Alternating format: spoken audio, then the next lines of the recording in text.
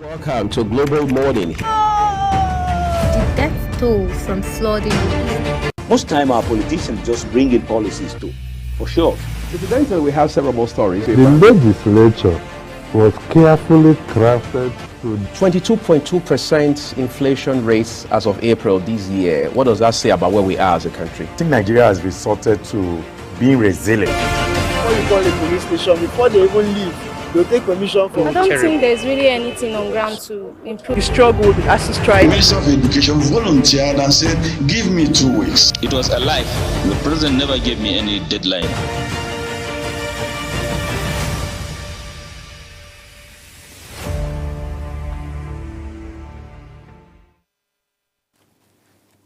Hello and welcome to Global Television. This is Global Morning, and of course, it is Monday.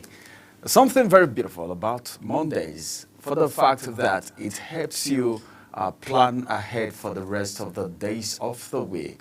As some persons said, Monday is the beginning of the week for us. I know some of the persons will tell you it is Sunday, but then the first working day of the week, as a matter of fact, is Monday, and we are here. Even though we never had break, because we want to make you feel good, we want to help you set the pace for each day. Welcome again to Global Morning on Global Television, reaching you live and direct from the nation's capital, Abuja, Nigeria. My name is Ramsey Enoch Agbo. And of course, Tag Team Monday. I'm just doing it as if I'm doing a commentary to introduce the Tag Team Monday. We have come to help you begin your day on a beautiful note. And of course, my colleague is right here.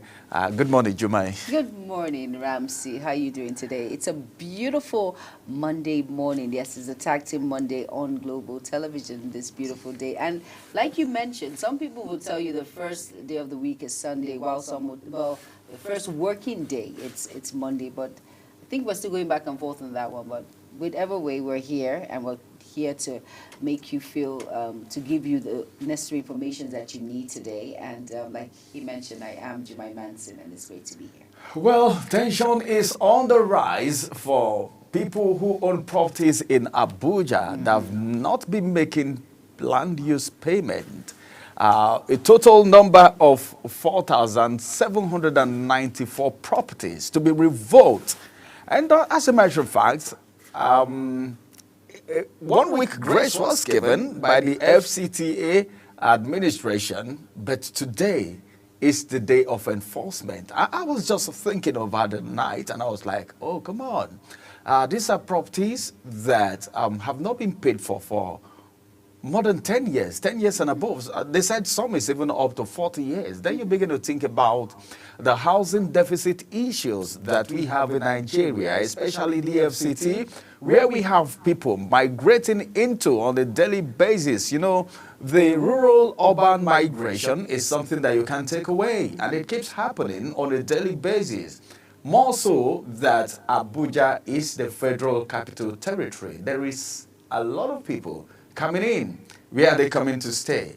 If you go around FCT to see how some people are sleeping in the slum, the kind of water some people drink, it will amaze you. Then there are these properties owned by some persons. I don't know who they are, but I'm quite aware that these properties, the land use payment has been put on hold for a very long time. Yes, and these are some of the reasons why people said, well, who can do a thing like this? If not the big and mighty of the society. But then, as a matter of fact, Mr. Project, the Minister of FCT, His Excellency Nyesom Wike, has entered Abuja with a lot. Yes, but then I think for infrastructure, he's doing well. Then helping government regain properties, all right, that have not been paid for. Some persons may have said, well, I've been using this property for 40 years. The government have forgotten. It won't be revoked anymore. Exactly. But lo and behold, here comes the day of revoking properties. Well, it's a day of reckoning, actually. Yes, but it then, is. Yes, imagine the kind of things happening in Abuja. Walk around FCT, you see some estates uninhabited. Nobody there. You see birds flying all over. then you begin to think, who own these properties? Are they alive? Are they dead? Who is supposed to take charge? What is the government doing about housing deficit in Nigeria? You know, to afford accommodation, not just in FCTs, everywhere. Go to Lagos, go to Port Harcourt, the major cities, even in the villages. Because of the economic situation, people can't really afford rent right now. No, they but cannot. look at houses, properties everywhere. And that's why there's so much high cost of housing in Abuja.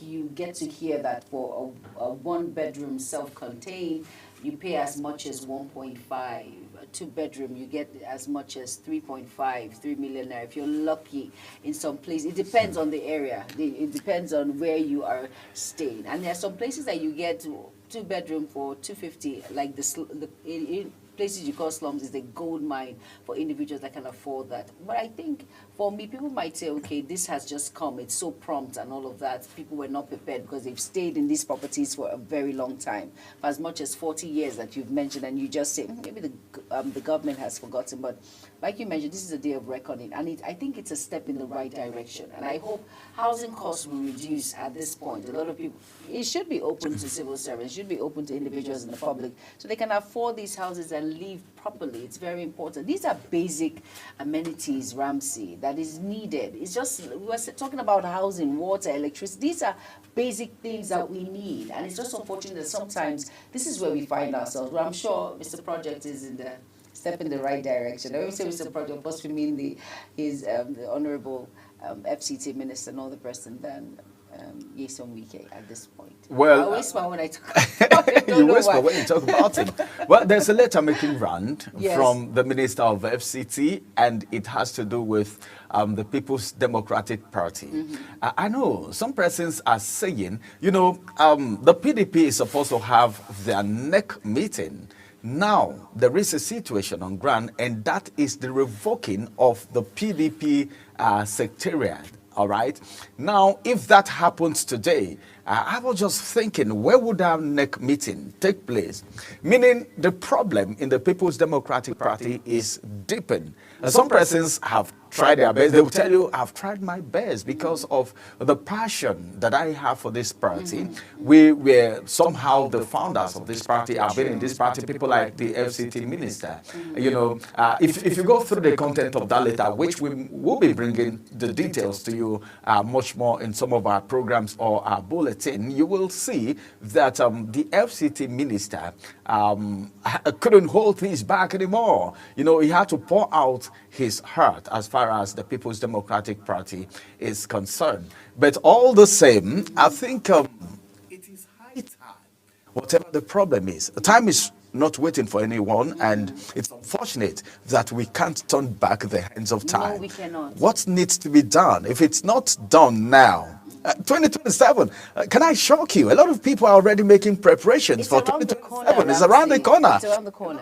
Politicking going on, Yes. defections going on. Exactly. And a particular party which is supposed to give the ruling party a run for their money is struggling to settle internal and intra-party crises. But it's just unfortunate, basically, and that is why, like you already mentioned what I was going to say, that's why there's so much defection ongoing at this point. And these are some of these founding holders of this party are tired.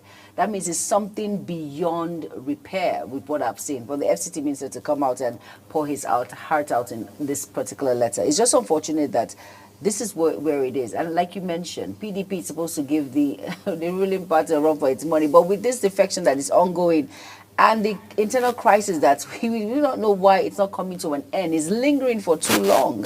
So what is actually going on? We just wonder. Well, we will be following the story, tighten it, and we'll see how far this will definitely go. We will always be here to make you get information about things happening from the polity as things unfold. So all you have to do is to keep track of our broadcast by downloading the Global TV Nigeria mobile app so that you can follow and monitor our broadcast from many parts of the world. And of course, if you're watching on social media right now, know that we are broadcasting live on DSTV channel 365 and StarTimes channel 276. You can't take the issue of politics and current affairs away, and that's where we bring you more details, just because you deserve to know. Now to the Labour Party, where the presidential candidate of the Labour Party in 2023 has come out to say, well, I'm going to run just for 2027 on the platform of the Labour Party, and after that, I'm not going to do anymore. Just like the Atiku fashion.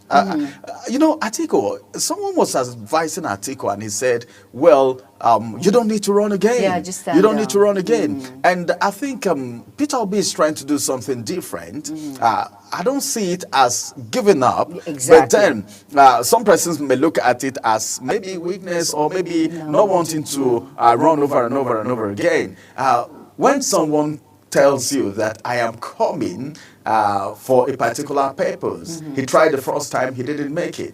And he said in 2027, he's going to try again. Under the same platform of the Labour Party. Because remember, the reason why he had to clear that air is because there have been speculation about coalition. Exactly. And the major actors in that coalition, as it is being speculated, is allegedly Atiku Abubakar, the former governor of Kaduna State, Nasir El-Rufai. Then we also have the Labour Party presidential candidate of the 2023 election, the president of His Excellency, Peter Obi, who has now said he is going to run under the Labour Party, meaning he's not going to be part of the coalition. Yes, exactly. We also heard about the NNPP presidential candidate in 2023 talking about Kwankwaso. There was a rumor of Kwankwaso defecting, and he came out to say, no, I'm not defecting. And I was thinking about it. You know, he is the major actor in the NNPP, and you know how very crucial Kano State is. Yes. Someone says something that in every election, after people have casted their vote, people are waiting for the votes that will come from Kano, because that's what breaks the camel's back. That's true. But then let's see how it's going to happen in 2023. What do you think? Is Peter Obi trying to win the heart of the people by saying, well, I'm going to contest once more in 2027, and after that, I'm not doing anymore? Let's be realistic. Well, of course, we know that Labour Party, when Peter Obi came on board, it gained so much wave with what he brought to the table, and that's why there was so much popularity. And in my own standpoint, my own point of view, Peter Obi came out and portrayed himself and said, okay, I will make a difference, and that's what Nigerians need to hear at that time. And that's why he had so many individuals. That's kind of big support when it comes to the youth, social media, and all of that. It's just trying to tell us that, hey, I'm not going to give up. This platform, the reason why this platform got so much wave, or this particular party got so much wave, is because, okay, I came on board indirectly, and the support and love I got, I would not want to disappoint individuals. So let me still come on that same platform and still run.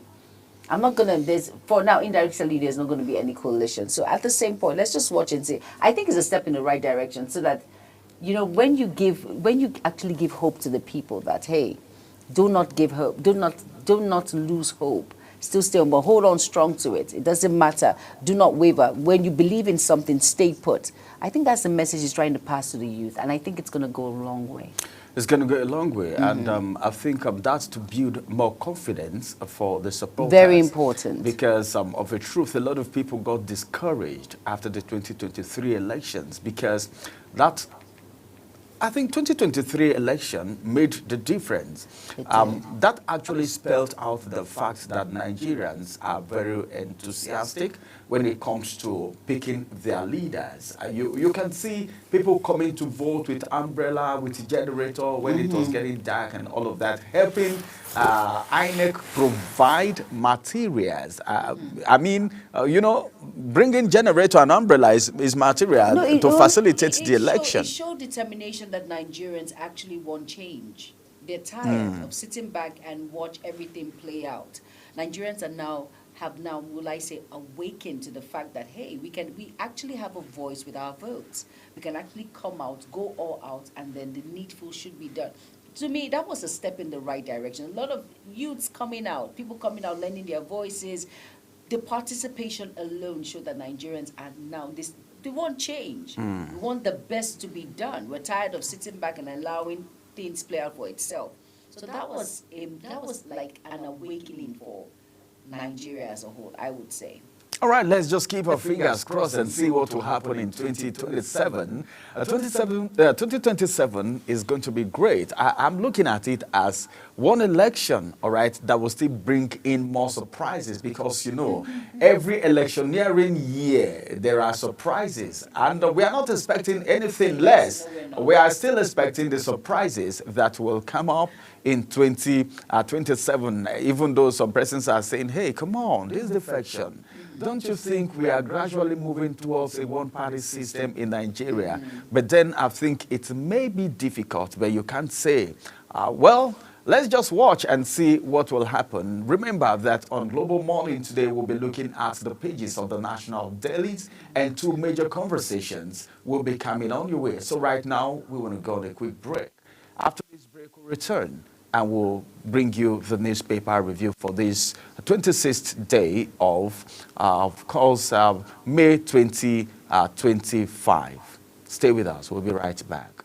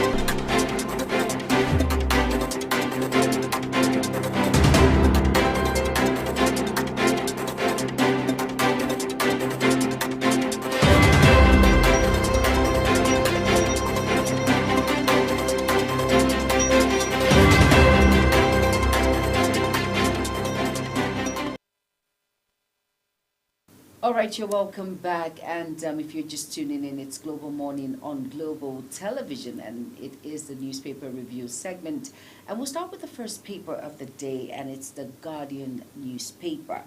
Below the nameplate of the Guardian newspaper, it reads, despite 7 trillion naira subsidy saving, states fail to cushion hardship, hunger. And you can find that read on page 6. And then it says 2 years post-fuel subsidy removal. And beside that, it says federal government unveils air cargo corridor, offers Nigerian exporters 50% discount. And of course, that's under the finance and economy. You can find that on page 23 of the Guardian newspaper. 71% of rescheduled UTME candidates score below 200, says JAM. And you can find that read on page 3. North holds key to solving Nigeria's problems, says OB. And that read is on page 3. And beside that, over to the military, it says military destroys over 100 legal refinery sites in 5 months. And that's the picture of the Chief of Defense Staff. And you can find that read on page 8. Wakoba Adebayo blasts APC's fear-driven strategy, urged Tinubu to govern. And you can find that read on page 3. PDP postpones next meeting amid uncertainty over action against Atiku Wike. And that read you will find on page 6. And it says here, Nigerians all and proud to serve. And basically that's all on the Guardian newspaper. And of course, one story that tickles my fancy says, despite 7 trillion naira subsidy savings, states fail to cushion hardship and hunger. And that is so unfortunate, really. With the subsidy removal, we'll think that we'll have like things will be better when it comes to hunger, when it comes to inflation, all of that. But despite it all, we're still in one point, and it's just unfortunate that this is what it is. And some states cannot even deliver. Some states cannot even pay their workers the minimum wage. But I hope that will be nipped in the bud. And Ramsey, what other story tickles your fancy on The Guardian? Well, let me just say something about the 7 trillion naira subsidy savings. One of the things this administration told us when they were coming in is that the money from subsidy will be used for palliatives to cushion the effect of the subsidy removal. But then the growing hardship of in Nigeria right now, it's a problem, it's a challenge. And I think something needs to be done. Yes. Because when people are hungry, at a point they become ungovernable. Because a hungry man is an angry man. So you see, the kind of things we hear these days, it has not been like that in this country. You know, the kind of acts people are perpetrating, the crime, the high rate of the criminal activities in Nigeria is becoming something else. And of course, I think something needs to be done. You know what? I want to say something. You mentioned talking about the palliatives, and the removal of the subsidy. Looking at it, I think we need a monitoring committee. Don't we have it? No, really. Let's look at it that are really active. Because definitely the Renewed Hope agenda, you know, there are palliatives that are given, opportunities that are given.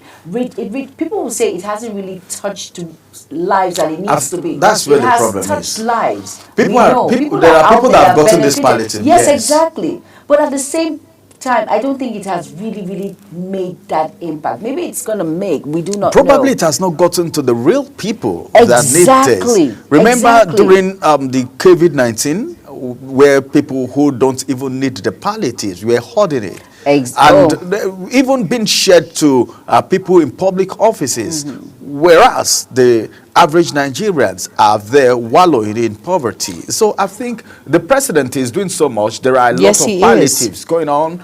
Some money being sent to Nigerians, then other things. Let the real people who needs to feel the impact of this palliative feel it.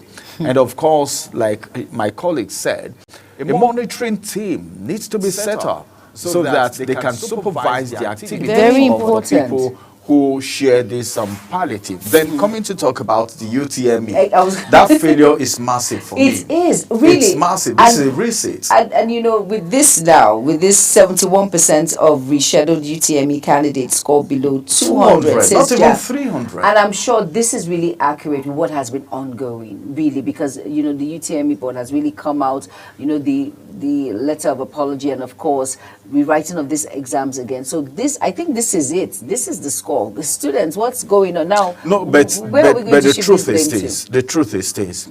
When you prepare for an exam, okay, you put in everything, then you write that exam, then there's a glitch.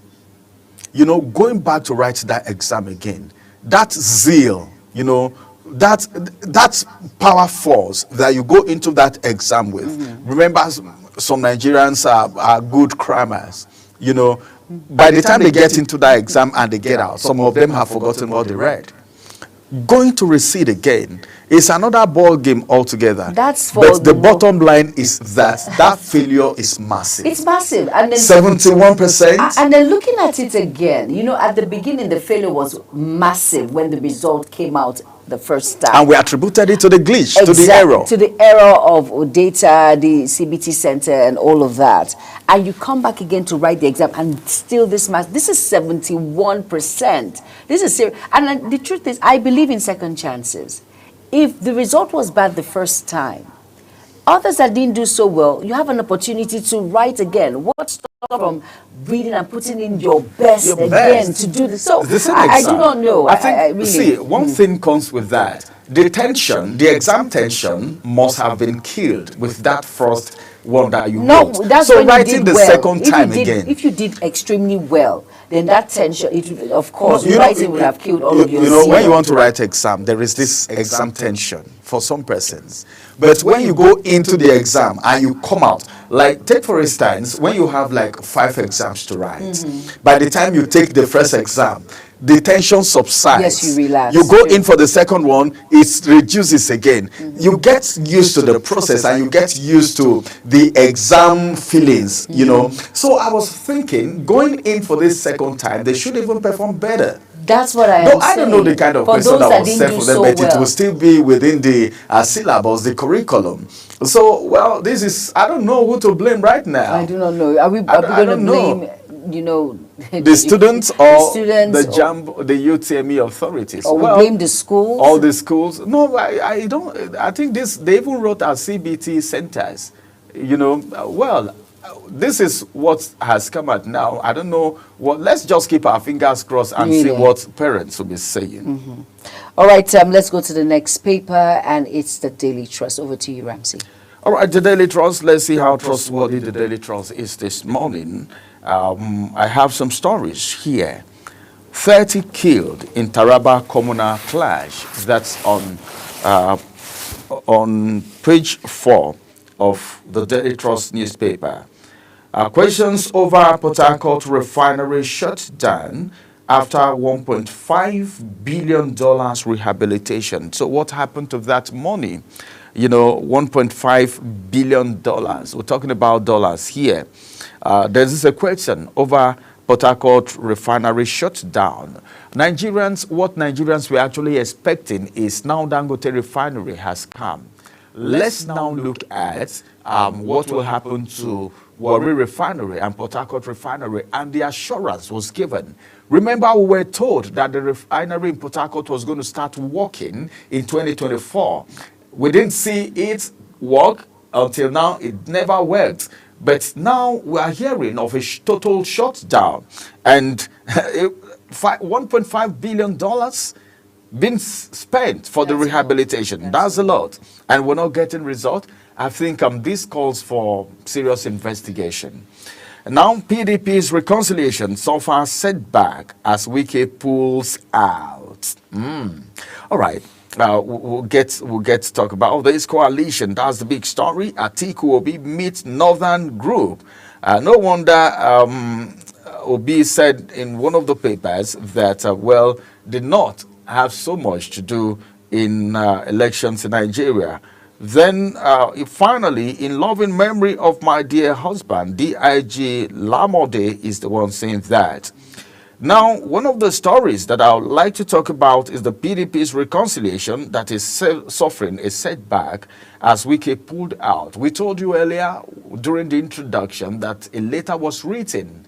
And that's one from Wike, and you know who Wike is in the People's Democratic Party. Some person said he worked for the All Progressive Congress in 2023, and he is now fitted into the administration of Bola Ahmed Tinubu, even though Bola Ahmed Tinubu promised us, the president promised us that he was going to bring in experts, technocrats, people who know what to do to work in his administration, cutting across different stratas, including people from other political party, and we have Wike working right now in APC. But then, the last meeting they heard, he was in attendance. Now, the reconciliation is suffering a setback. Now, remember, a committee was set up for this reconciliation, and they were supposed to have their next meeting this week. There's so many things happening to the People's Democratic Party right now.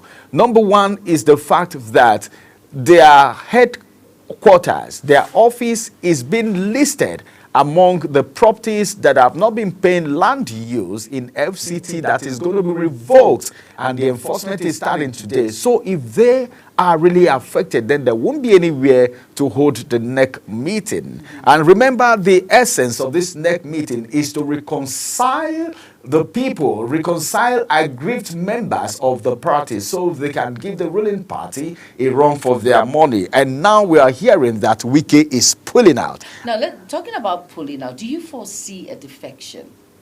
Well, as it is right but now, you know, Wike said he's not defecting. Never, ever, he's not defecting. But do you foresee one?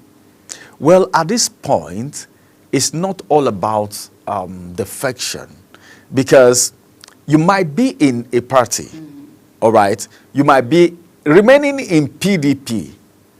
It's not even the most important thing right now. Defecting is not the most important thing right now, but the action, the output. The output. What are we getting? The output. See, there are a lot of handwritings on the wall, and it takes wisdom to be able to read that handwriting right now. At the same time, with Wike pulling out now, is he just going to sit back and see that the party just goes down, continue to wallow down with all of this crisis going back and forth, or he's just going to sit back and just what is he going to do? I just want to see. Do you foresee anything, or do you think something like everybody is wondering with this pulling out of PDP, and you know, of course, he's a major voice in the PDP. But pulling out of maybe pulling out of the NEC, or maybe major strategic actions in PDP. He's not defecting. He has not said he's defecting yet. He's pulling out of the reconciliation process, probably. When someone thinks, I've tried my best, I've tried everything, and it seems not to be working, maybe because of personal interest or for any reason, and he said he's pulling out. Maybe he's withdrawing his professional inputs, all right, into the reconciliation process. But now the setback is massive, and it may affect the party, because this reconciliation meeting needs to hold. Because, like we said, the earlier the better. We can keep going back and forth like this, and 2027 arrives. So what will we say? So the pulling out right now sends a lot of message, but then let's keep our fingers crossed and see what will happen. Maybe subsequently we'll give you more details from the letter while he's pulling out.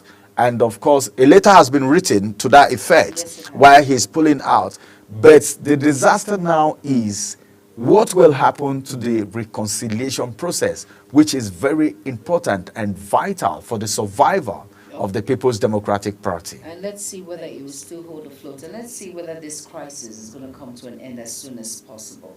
Whether Wike is in it or pulling out, let's just hope. But, you know, Wike, like I mentioned, is a very strong voice in the PDP. And for him to pull out, that means this crisis has really overwhelmed him. And we know that he's a very strong individual, but this is a big shock and a blow. But let's just see how well this plays out.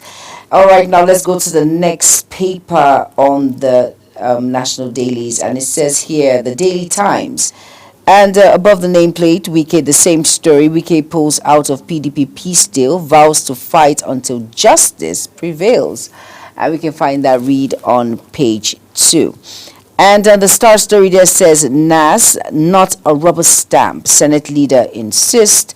And of course, one of the writers says, fault opposition for labeling Parliament as pawn. Below all of that now, there's a picture story of Peter Obi and, of course, Atiku Abubakar there, and it says Tinubu's mining reforms trigger 38 billion naira revenue surge, and that's from Alake, and you can find that on page 2. And next says Tinubu is God's gift to Nigeria, Prince Arthur Eze, and that's on page 8.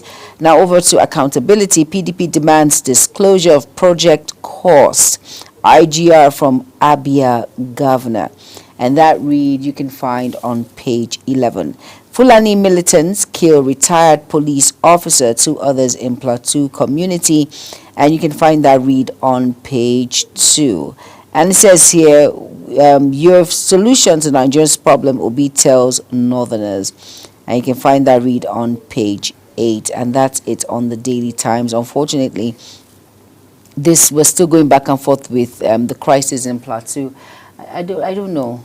It's just unfortunate that you see a retired police officer that is supposed to sit back, enjoy his pension with his family, and now this is happening. It's just unfortunate that, well, we don't know if it's an allegation, Fulani militants, but it's just unfortunate that we keep going back and forth with crisis, worrisome areas in the northern part when it comes to Plateau State. Still, we're not done with Benue yet, and we're not done with now Taraba and all of that. It's just unfortunate that this is what it is right now in the country, and hope the needful is done and this insecurity is nipped in the bud as soon as possible.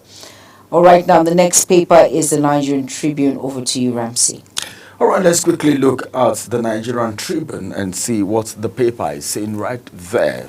Beginning above the nameplate, this one says federal government launches intra-Africa air cargo corridor with 50% discount.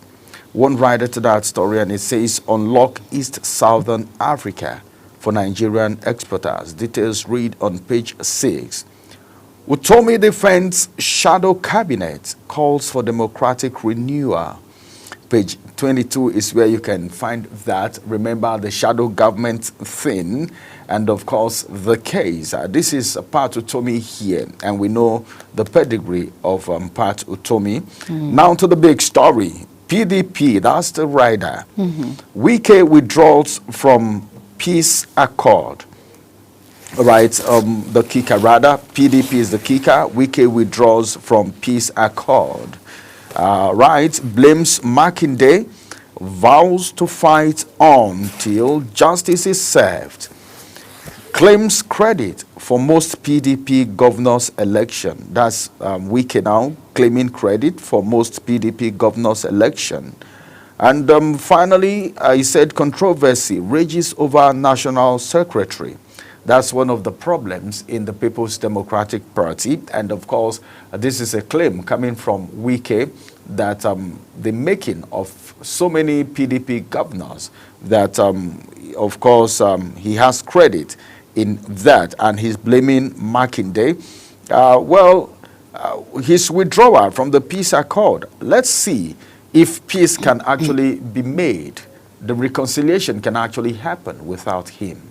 This is when we will know how important the FCT minister is in the People's Democratic Party. Would the reconciliation go on? Well, already they said it has been put on hold. There is a setback already in the first paper that we actually brought your way. Moving away from that story, which you can actually find on page 22. Now the next story says Ekiti communities endorse Oyebanji for second term. Details on page 27. Federal government moved to deepen $1.5 billion Lekki Port Channel beyond 16.5 meters. Details you can find on page 7. NDLEA intercepts 6.5 billion naira opioids in Lagos, Rivers, ports, arrest 2 Britons. Meaning some of these people perpetrating this evil are not even from here. But then you begin to ask questions of what is happening to our securities at the border. Does that mean our border is that porous? Because we hear of these things coming in. It's one thing for it to come in. It's one thing for it to actually be discovered and for those people to be arrested.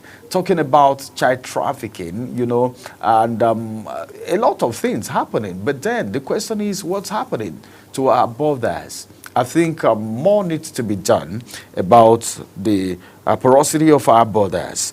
2025 UTME, that's the kicker, 17,025 candidates score 300 and above.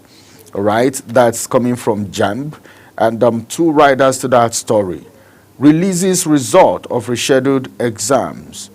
Underage candidates result also released. Underage candidates results also released. Do you remember when they said you need to get to 18? Now, some underage candidates results were also released. I think JAMB is just trying to say, well, we don't want to do anything anymore. There was an error in the first instance. Let's don't do anything to allow the people to talk about us anymore. So whether they are underage or not. Let's just release their result. But then, if you want to hold back their result because they are underage, how were they able to register? How were they able to take the exams? If they were allowed to register and even take the exam, nothing should stop you from releasing their result. At all. Because if they must be stopped, it has to be from the first process. At the beginning, At the beginning.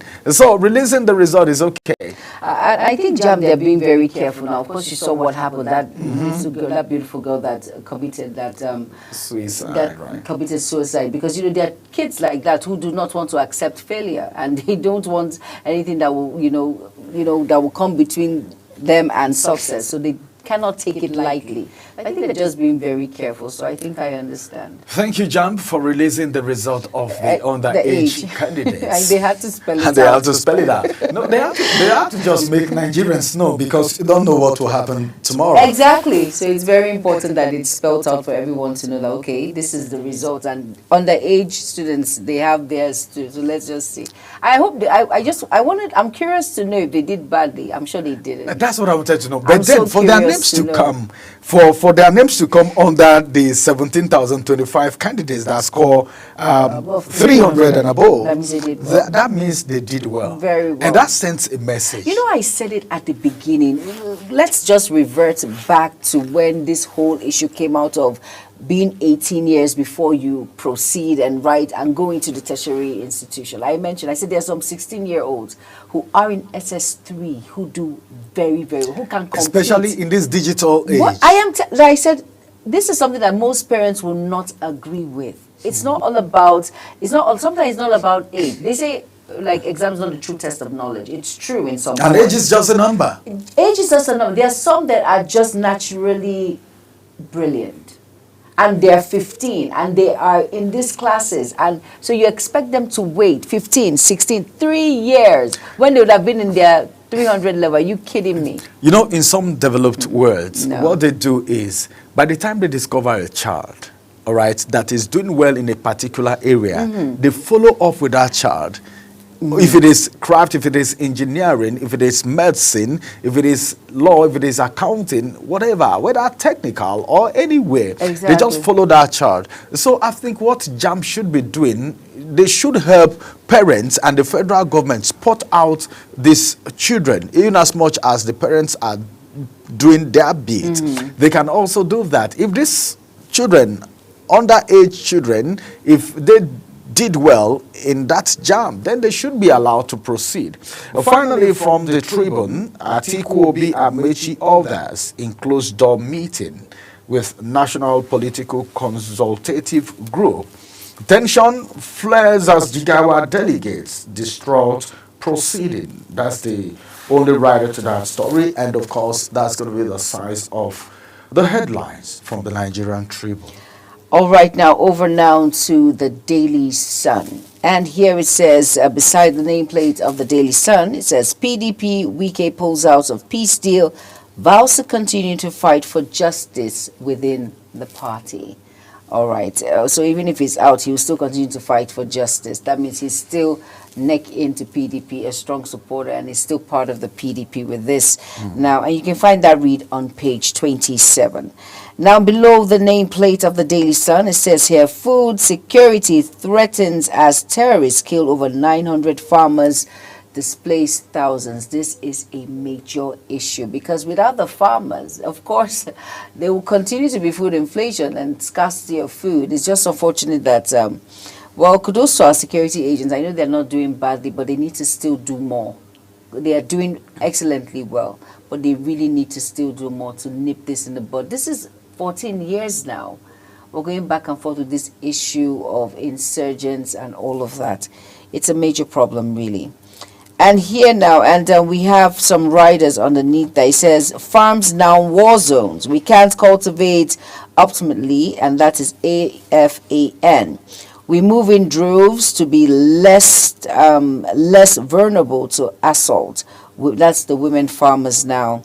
Unfortunate. And it says federal government pledges safety, food sufficiency. Well, let's keep hope alive. Let's keep hope alive.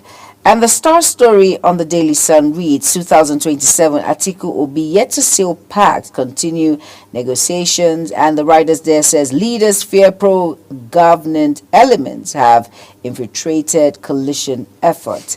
And you can find that read. Why is Ramsey giggling? You can find that read on page 6. Everyone has a lot to say when it comes to this issue. And it says here, federal government deploys technology in boundary management. And that read says NBC making progress in resolving Nigerian Benin boundary dispute. And you can find that read on page 28. Now, this particular story is a very disturbing one. It says IPOB insists on May 30th sit at home. And the writer says day not celebration of Igbo Day. And you can find that read on 26. And fate of Nigerian medical student from Sudan hangs in balance. And for you to know what that story, to keep abreast of that story, you have to go get yourself a copy of the Daily Sun to know. And it says Enugu reps Kako scores Governor Mba's midterm performance high. And you can find that read on page 26. And the story that really catches my eye is all about the IPOB insists on this May 30th sit at home. IPOB has had a huge toll in that eastern part of the world where this sit at home is something they take very seriously. And sit at home, I hear it's Mondays. Mondays you cannot go anywhere. You have to don't go out. You don't go out. You stay put. I'm sure most Nigerians are aware of this particular issue. These IPOB individuals who have decided that that is what it is, and nothing is happening basically to stop this situation. Like a joke, it has come to stay. It was. You remember when it started? People were thinking they were not serious about it, but you know, of course, we see videos of viral videos of of killings that have happened when you do not sit at home. Things that has happened. So gradually people started sitting at home. With immediate effect. Nobody wants to, no one wants Despite what the governor was saying at that point, a lot of people think, well, the governor is going to stop that. But unfortunately... it now has an edge. It's now part of everyday life in the eastern part of the world. Now, of course, that's all on the Daily Sun. Just go out and get yourself a copy to remain abreast on issues that are making round, some very important issues for you to know. And the next is the Nation newspaper, and Ramsey will run us through that. All right, I'll quickly run through the Nation's newspaper because we want to make way for the AM news at the top of the hour, 8 o'clock. And above the nameplate, listed companies paid 1 trillion naira dividends in 2024. SEC declares 99% of candidates score below average in UTME receipt. We've talked about that extensively already. Power sector reforms raise hope, but challenges linger. In power sector, if you want to talk about power sector right now, in fact, we'll continue talking about it until tomorrow. Because what we have is more of exploitation. Yes. Because you're paying for what you are not getting a quality service. I always say it's different, Ramsey. It doesn't matter even if the hike is high. But let me get value for money. I know that if you're going to put me under band A, just give me the 24-hour light service. I have no problem as it's been stipulated. Exactly. And of course, there's some Nigerians who are willing to actually pay because they're getting value for money. But once you do not get value for money, then that's a problem. When you tell me I'm on the band A and you bring this outrageous bill to me, and then you expect me to pay, I will not be happy. And that's why some people actually cut corners when it comes to electricity. And that's the truth. Because they feel these individuals that bring this bill are not straightforward themselves. So why should I wait for you? Estimated bill. I will definitely cut, not me. I'm a good citizen of Nigeria. Yeah, well, that's good. We are all good citizens of Nigeria. But then, what's worth doing is worth doing well. True, so but give us value for money. The power sector needs more attention. And give value for money. Give people value for their money. Very the authorities important. need to do something about Very that. important. The big story says Wike walk back on peace deal sinks PDP deeper in confusion. Some riders to that story. Minister indicts Governor Makinde. The second rider says Anyang will shift tomorrow's NEC meeting. This one says Port Harcourt refinery on hold for 30 days.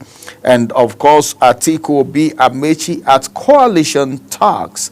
One writer to that story, Malami Babachi, pledged support. And finally, from the Nation's newspaper this morning, Addison says a $60 million lithium processing plant ready soon, says Alake. Then Lagos ranked fastest growing in tech. Details you can find on page 22 of the Nation's newspaper. Now, we want to say this is the size of the newspaper review for this morning. Don't go away, because the AM News is going to be coming on your way at the top of the hour, 8 o'clock. And after that, we'll bring you the first conversation for the day, and the second conversation will follow suit immediately. Stay with us. We'll be back after this break.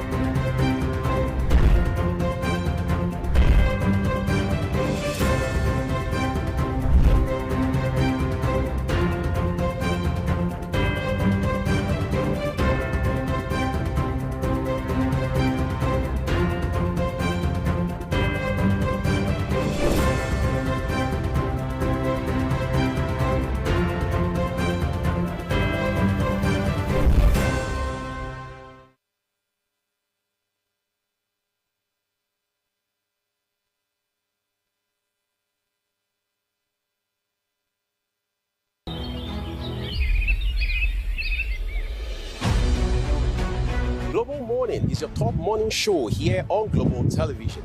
We bring you fresh news updates daily while delving into a variety of current affairs and topics. A Global Morning aims to deliver newspaper reviews and latest news with experts on key global issues.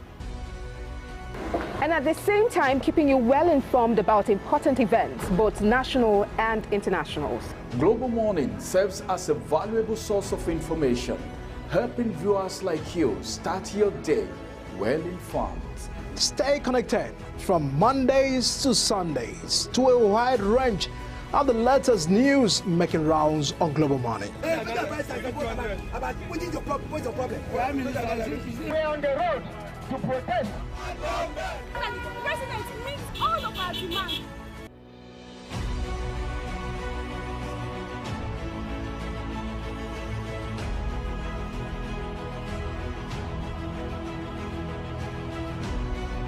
This is Global Morning.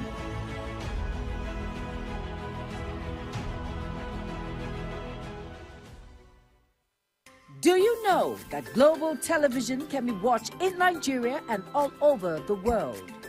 Download the Global TV Nigerian mobile app for Android and iOS devices to watch Global Television real-time from around the world. What are you waiting for? Start downloading and stay connected to Global Television.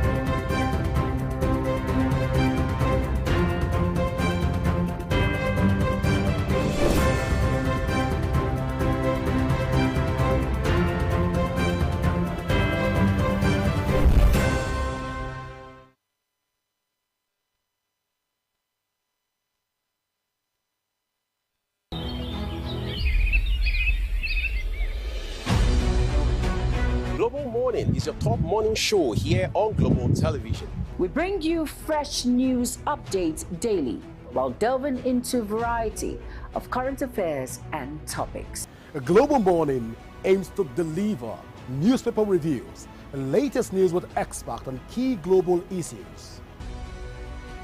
And at the same time, keeping you well informed about important events, both national and internationals. Global Morning serves as a valuable source of information, helping viewers like you start your day well informed. Stay connected from Mondays to Sundays to a wide range of the latest.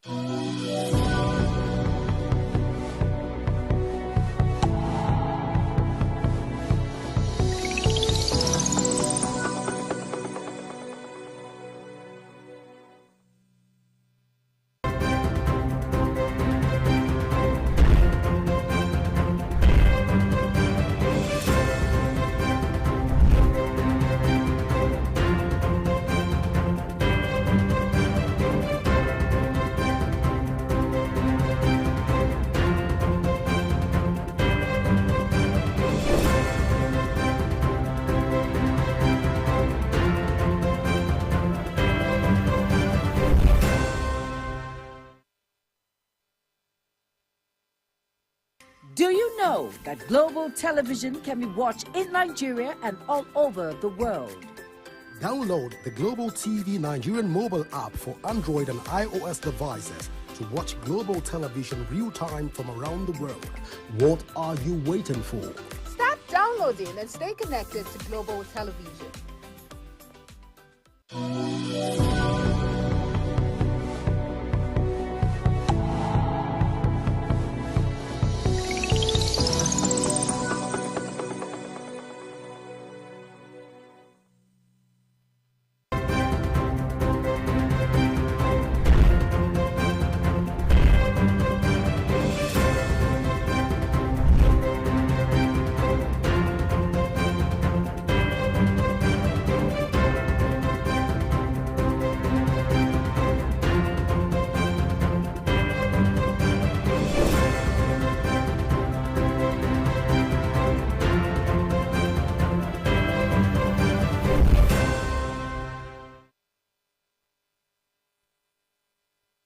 Do you know that global television can be watched in Nigeria and all over the world?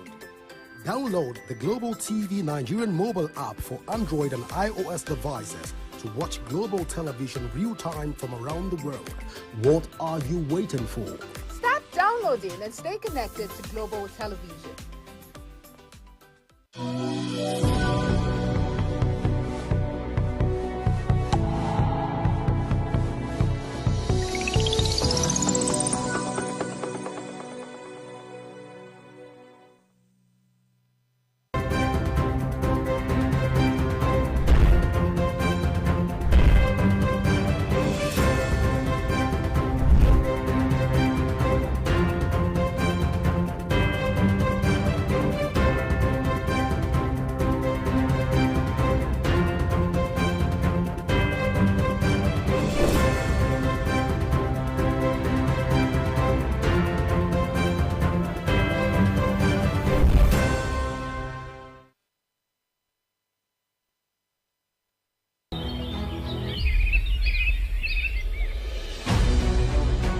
Global Morning is your top morning show here on Global Television. We bring you fresh news updates daily while delving into a variety of current affairs and topics. And at the same time, keeping you well informed about important events, both national and internationals. Do you know that global television can be watched in Nigeria and all over the world? Download the Global TV Nigerian mobile app for Android and iOS devices to watch global television real-time from around the world. What are you waiting for? Start downloading and stay connected to Global Television.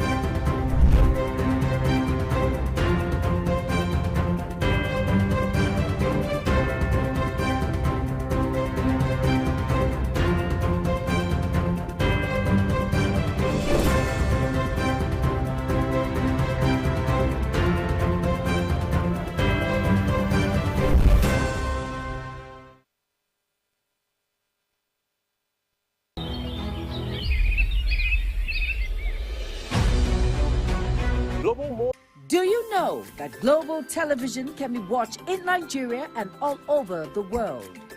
Download the Global TV Nigerian mobile app for Android and iOS devices to watch Global Television real-time from around the world. What are you waiting for? Start downloading and stay connected to Global Television.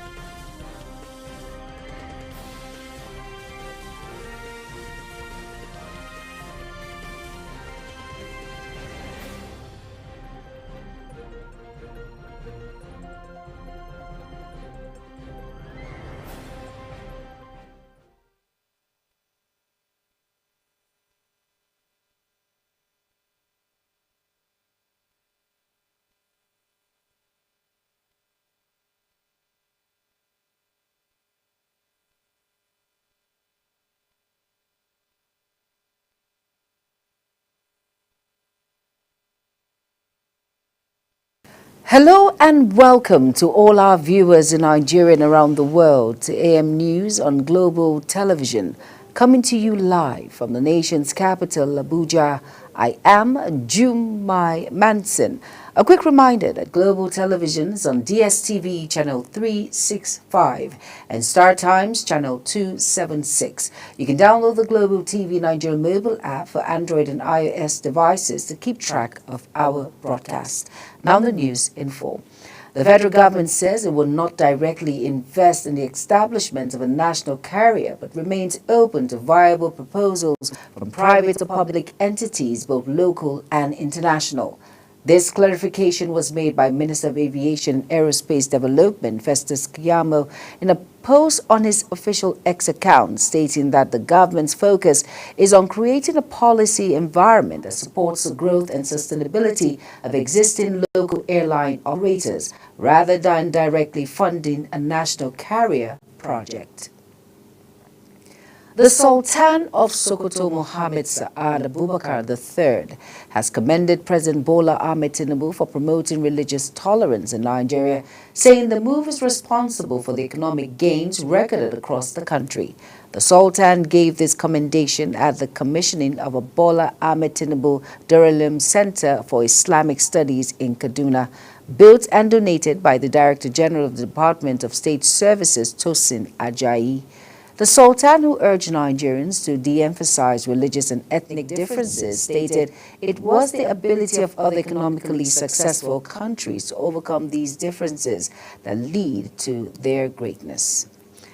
The North Central All Progressive Congress APC Forum has raised concerns over the worsening humanitarian crisis in Plateau and other parts of the country, blaming the Ministry of Humanitarian Affairs and Poverty Reduction for what it described as a poor and ineffective response.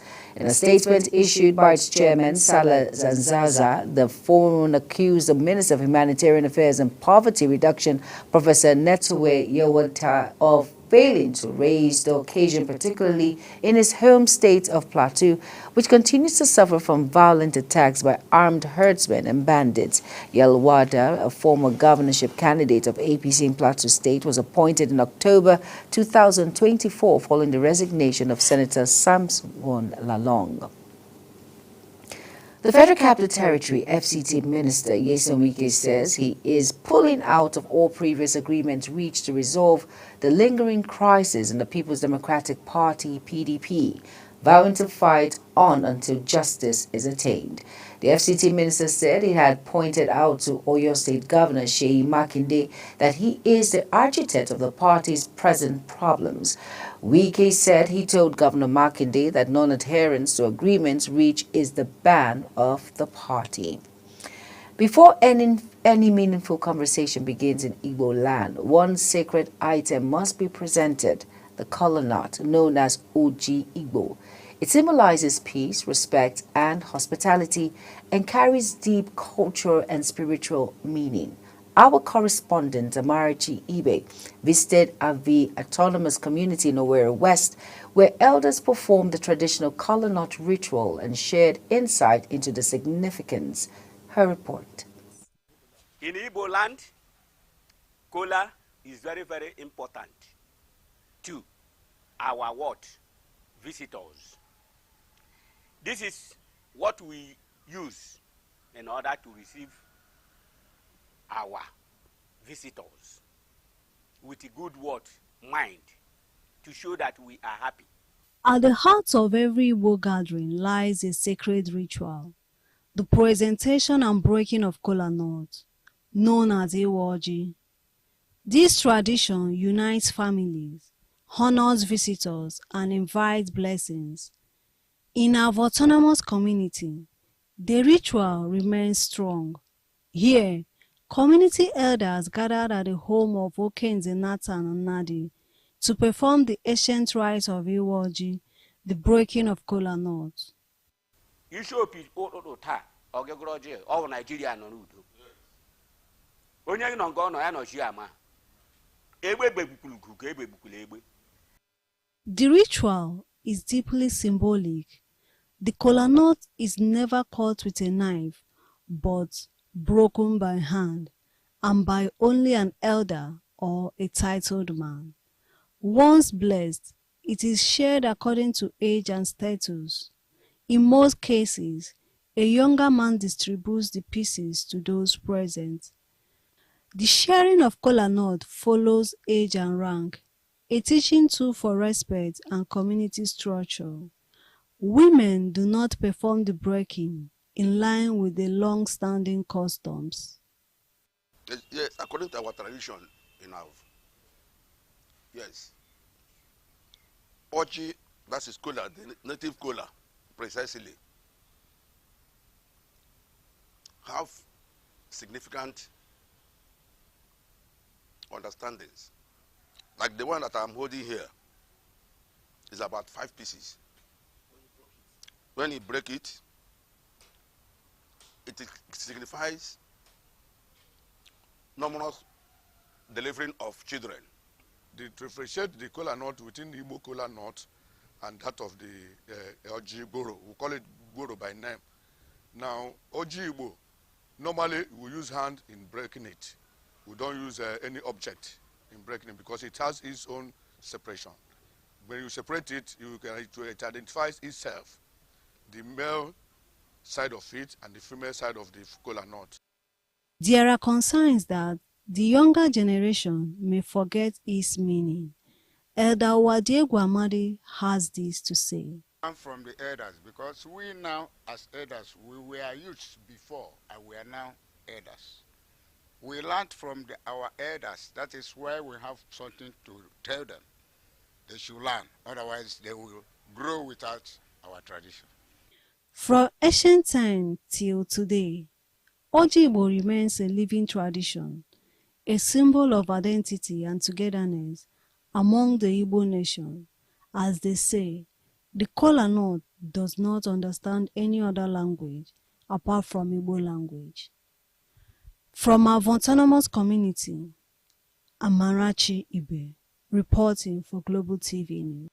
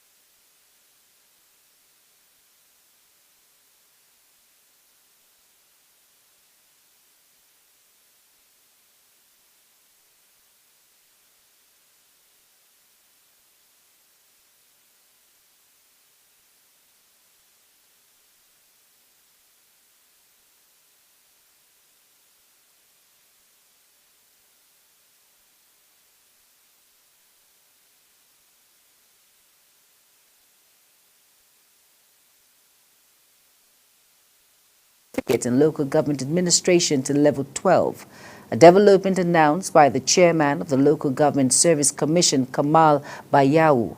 Bayawu stated this during a working visit to Somolu local government area, stressing that the recognition removes barriers to career progression for local government employees.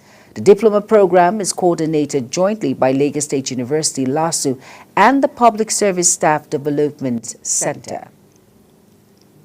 Over now to the Joint Admissions and Matriculation Board, JAM has released the results of its resit examination conducted for candidates affected by the technical error during the 2025 Unified Tertiary Matriculation Examination. In a statement released by its public communication advisor, Fabian Benjamin, the board announced the results, revealing that out of 336,845 candidates rescheduled for the examination, 21,082 were absent. He said no explanation was provided for the high number of absentees. Niger State Governor Umar Bago has inaugurated a 20-year short-term development plan for the new Bida town. He disclosed this at a town hall meeting and stakeholders' engagement on the new Bida 20-year development plan organized by the Ministry of Lands and Survey in collaboration with the new Niger Development Project held in Bida.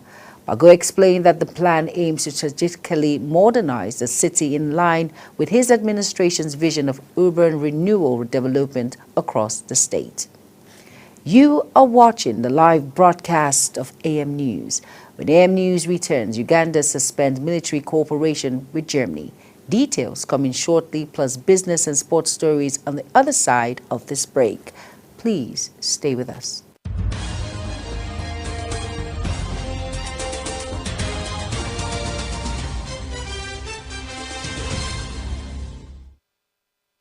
Do you know that global television can be watched in Nigeria and all over the world? Download the Global TV Nigerian mobile app for Android and iOS devices to watch global television real-time from around the world. What are you waiting for? Start downloading and stay connected to Global Television.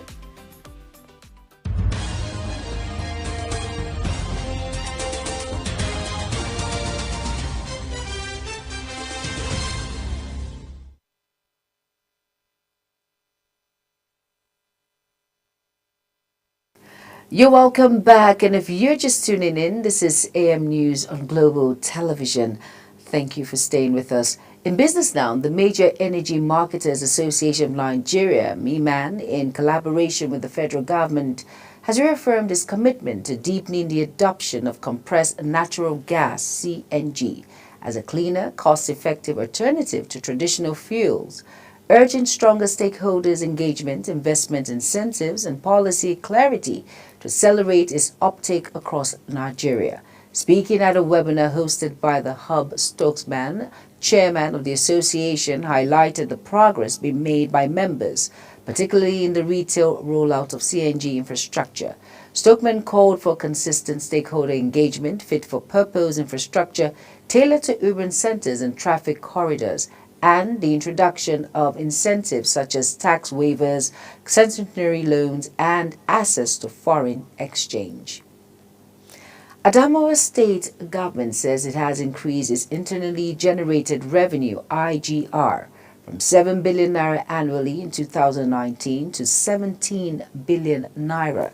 The Special Advisor of Adamawa, Adamu Fentiri, on Revenue Service, Jewerin Abubakar, disclosed this in a live radio program. Jerima Ayo aired on Adamawa Broadcasting Corporation, ABC Yola. Abubakar stressed that upon Amadu Fentiri becoming governor in 2019, the state was securing 7 billion naira as annual revenue. Chairman of Mojig, a leading meter manufacturer in sub-Saharan Africa, Mojisola Abdul, has commended President Bola Ahmed Tinubu's Nigerian First policy, which bans the importation of products that could be produced locally. In a statement, Abdul described the policy as a bold and visionary move that signals a new dawn for Nigerians' industrial and economic advancement. Speaking on the policy, which characterizes the patronage of locally manufactured goods and services, specifically in government procurement, Abdul stated that President Bola Tinubu's Nigerian First policy is a strategic and transformative initiative that will unlock the vast potential of Nigeria industries. On the foreign scene now, Uganda Army spokesperson says the East African nation has suspended all military cooperation with Germany, claiming the German ambassador is engaged in what it describes as subversive activities in East African country. The escalation follows another army statement which alleged some European diplomatic missions which have been supporting negative and treacherous groups opposed to the government, also singling out German ambassador Matthias Soncher. It also comes as Uganda faces increased international condemnation over its treatment of the opposition. Russia has intensified strikes on Ukraine, with the highest number of drones and missiles launched in a single night yet. Ukrainian officials says at least 12 people, including 3 children, were killed and dozens injured. The attack was the second large-scale assault on the country in 48 hours, coming a day after the Ukrainian capital Kyiv suffered one of the heaviest assaults since the start of the Russian invasion. A newly appointed United Nations envoy for Cyprus says she will work hard to ensure concrete progress in measures to build trust between Greek Copters and Turkish Copters. It hopes to reviving moribund talks to heal the island nation half-century ethnic division. Uyi Agbomofuegbe tells us more.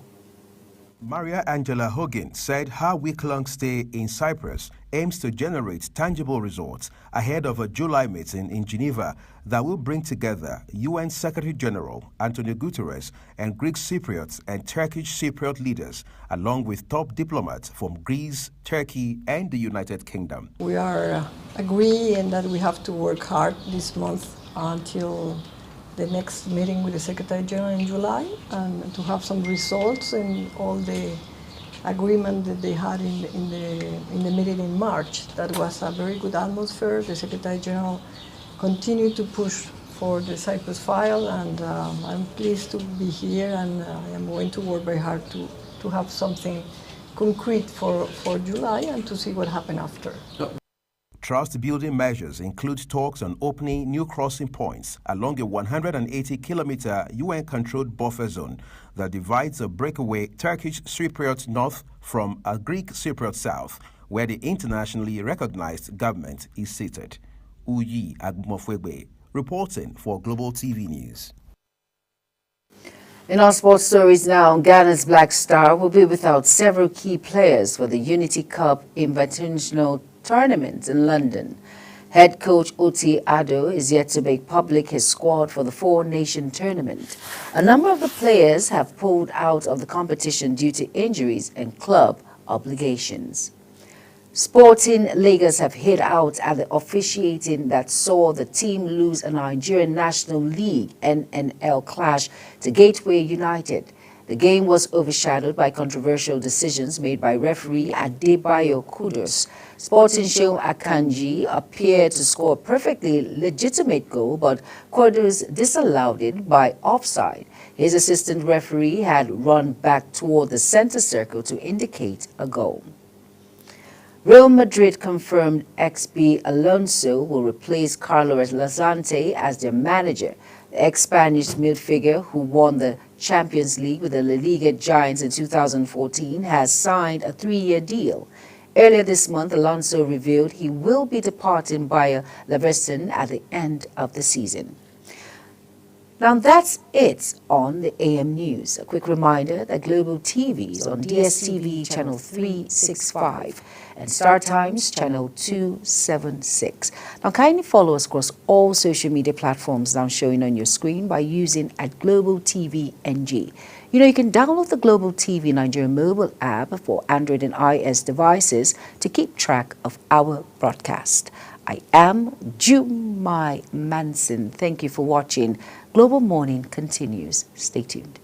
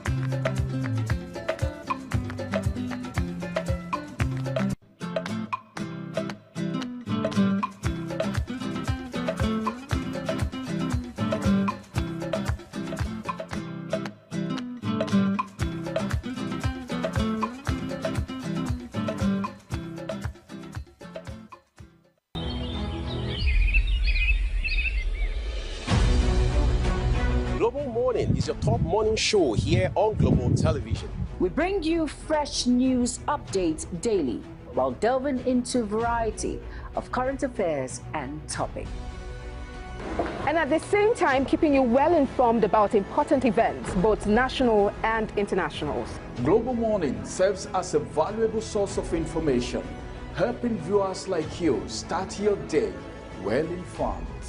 Stay connected from Monday through Sunday to a wide range of latest news making rounds on Global Morning. We're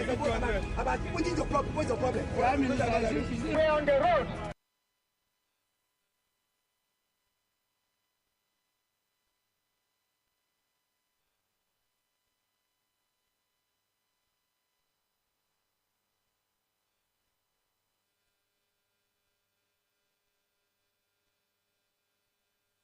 Do you know that Global Television can be watched in Nigeria and all over the world? Download the Global TV Nigerian mobile app for Android and iOS devices to watch Global Television real-time from around the world. What are you waiting for? Start downloading and stay connected to Global Television.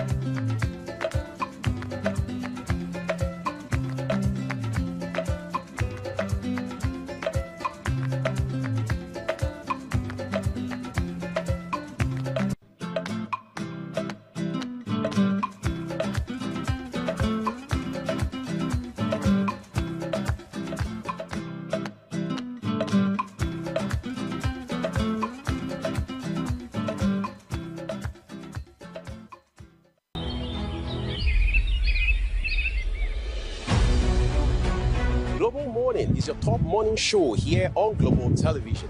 We bring you fresh news updates daily while delving into a variety of current affairs and topics. And at the same time, keeping you well informed about important events, both national and internationals. Global Morning serves as a valuable source of information, helping viewers like you start your day well informed. Stay connected from Monday through Sunday to a wide range of latest news making rounds on Global Morning. We're on the road.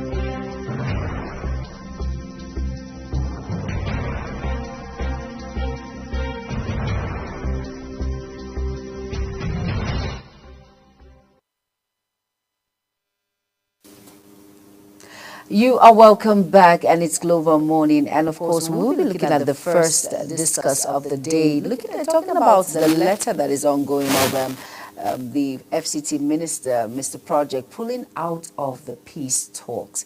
And I won't be looking at this alone briefly. I'll be doing it with a political analyst, another person than Dr. Moses Saleh, and he'll be joining me via Zoom. Dr. Moses, good morning. Good morning. How are you doing today?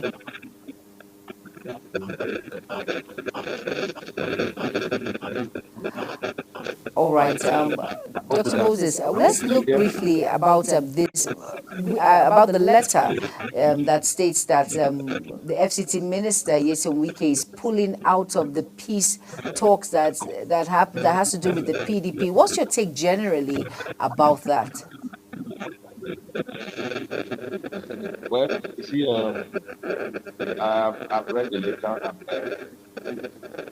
That letter is the perspective of the minister towards statistics. We've not heard from the other side so that we can have a balanced analysis of what transpired. But if you watch closely and you understand the content of that letter, Wike is just trying to, get all that he wanted from the meeting. The resolution that we talked about in the letter, in terms of having somebody withdraw all the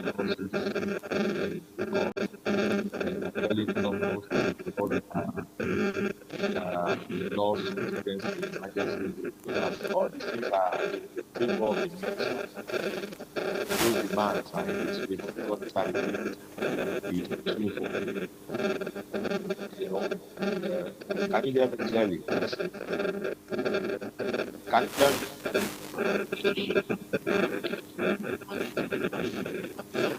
All right, Dr. Moses, let's quickly go on a very quick break. I'm going to join you. We're going to come back to you now. Let's go on a break. We'll be back shortly.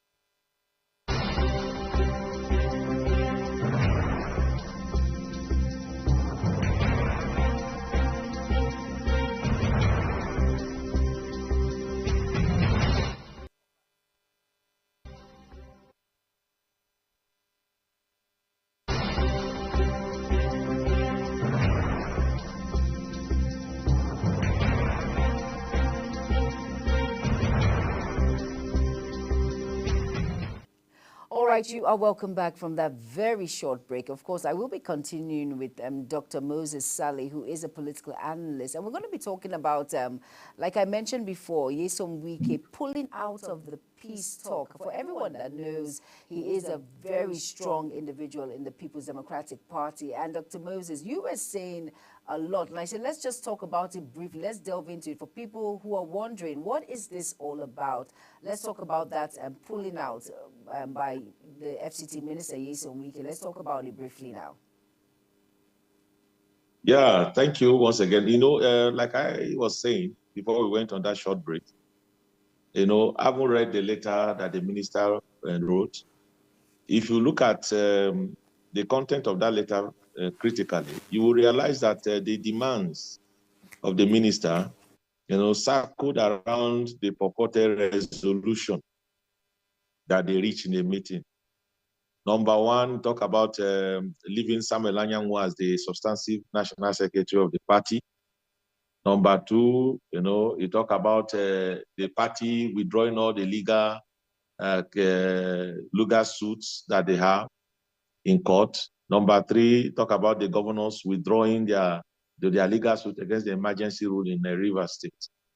So if you look at this demand, these resolutions, they are all in favor of Nyesom Wike. So that is why, before you can give a balanced analysis of what is going on, it's also important that we listen from the other party, what they agreed in their meeting and all that, and what brought disagreement. But notwithstanding, pending when they put out their own perspective of the issue, we should also look at the later critically and see. Mr. Wike is such a person that always wants to have his way at all costs in everything. And the moment he does not have his way, you see him behaving the other way. So that is not a new thing about him. It's something that is more like a trademark. It's not something that is new. So it's not surprising to say that he is pulling out from the peace resolution that they have and all that. But the PDP is actually the victim here, because for this since 2023 election, PDP has been struggling as a party. That because they are having a serious internal wrangling, they could not position themselves to actually critique the government of the day. They could not position themselves to actually, act as a true opposition would. So, and Nigerians are not actually benefiting from, from whatever opposition that they want to put on. Because if the government of the day does not have real opposition to its policies and programs, definitely they'll be taking the Nigerian people for a ride. And that appears to be the order of the day. All right. Now, you mentioned and you said the FCT minister, Nyesom Wike, is the victim here. Now, why do you think PDP accepted all of Wike's conditions of withdrawing all cases from court? Now, if they are not afraid of him, or will I say they are afraid of him or they're not afraid of him at this point, why do you think they'll accept all of his conditions? No, I didn't say that Wike is the victim. I say PDP as a party is the victim here. It's not Wike. Wike is not the victim. PDP as a party, as an organization, is actually the victim of all the infighting and all that. So that is what I meant by that. And, if you look at Nyesom Wike and his brand of politics, he has this tendency to bully those who opposes him. And because of that, such tendencies, people try to renege whatever agreement they have. Because at times when you have a gentleman agreement with someone and you go out there behaving as if you compel the person to toe your line, there is this tendency that people will withdraw from such agreement. If they are trying to make peace within the party and the other party are conceding to whatever he's proposing, he should also make effort to concede to whatever they are saying. Because there must be a meeting point. You cannot be the only one putting everything on the table and say everybody must concur to what is on the table. When they shift ground for you, you also shift ground so that you have a meeting point and you have an amicable resolution of whatever disagreement you are having. But they have shifted ground for you, according to your own letter, that you have gotten 3 resolutions from the meeting. Okay, you did not mention, their own, because they came to the meeting with a position, the same way you came. If you have had your way in resolving this, in having 3 of your proposals being accepted, what about them? That is why I said earlier that it's very important that we listen to the other party, in terms of what transpired. In terms of what transpired in the meeting. Because if you begin to go by what Wike is saying, you are likely not to have a clear understanding of what actually happened. Dr. Moses, I want to put you on the spot. For as many people that have come out to say they feel that the FCT minister, Nyesom Wike, is the problem of the party, do you think he's actually the problem, or he wants to bring everyone together and hold the party together? I don't really understand what they meant by the problem. They left the party. You see, one thing, nature abhors vacuum. after 2019 general election, many of the leaders of the party, just abandoned it. They left the party, not even coming to meetings or anything. So they left a huge vacuum. So I could remember it was Wike that, stepped in at that time, began to, speak as an opposition leader and all that against the Buhari's administration. So, and again, that gave him that opportunity to plant some people around within the party, and by the time he did that, thinking that, he was going to harvest that in 2023 by becoming the presidential candidate of the party. But he lost out to Alhaji Atiku Abubakar in that primary. Yeah, so, and that was why he got offended, and he has not recovered from that shock that he took from that primary election. So with that annoyance, and because the party couldn't put their machinery in place to resolve, post-election crisis. When you have, election politics is highly emotional, it's highly emotive. So when people go through that, there must be some level of mechanisms that actually come in to address, whatever in terms of any fallout from such thing. So PDP couldn't respond adequately to address that. And that is why, Wike went all out and began to do, play opposition within the party, which has affected the party even up to today. So those who are saying that he is the problem of the party, well, they may look at what happened before he stepped in. Because there was a vacuum, actually. Alhaji Atiku Abubakar that contested the 2019 general election against Buhari. After that election, he left, and nobody heard anything from him again until, preparation towards the 2023 election. He came back. So the vacuum he left, somebody stepped in to fill it up, in terms of funding, in terms of placing people in offices and all that. This national secretary, I thought these are people that he brought, he placed there. Yes, he did. And removing secondos, bringing Yochoayu and all that. It's also unfortunate that Yochoayu, because of his long-standing political relationship with Atiku, has to choose Atiku over him. And this what caused the crisis in the party. And because the party could not respond adequately to manage that crisis, the crisis escalated and is tearing the party apart. So those who are blaming Wike should look at the past as well.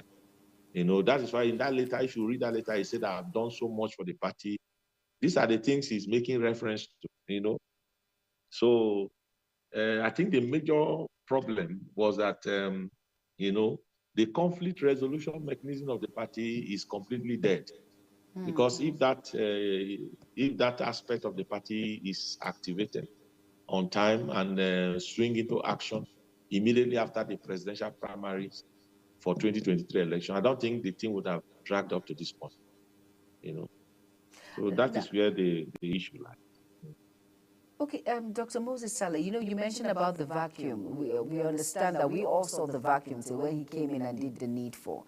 Now, with Wike pulling out of this peace talk now, do you think there will still be vacuum? Remember, he says, even if he's pulling out, justice will definitely be served. Do you think PDP can actually find peace? There can be this sequel that was there before, even without Wike's interference when it comes to peace talk?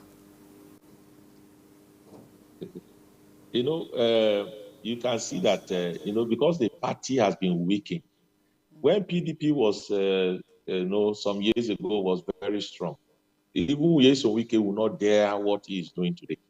Because, when people like Audogbe, Ahmad Ali, when they were the one sharing the party, they would have disciplined him for long, expel him from the party if that is necessary, because they have dealt with people who were even bigger than him before. But because these stakeholders, these elders of the party, decided not to bother themselves more with the party issue and all that. And again, because the PDP is not in government at the center, it's not attracting all these kinds of hawks around that, look for perks of offices. So that gave him that advantage to do what he's doing.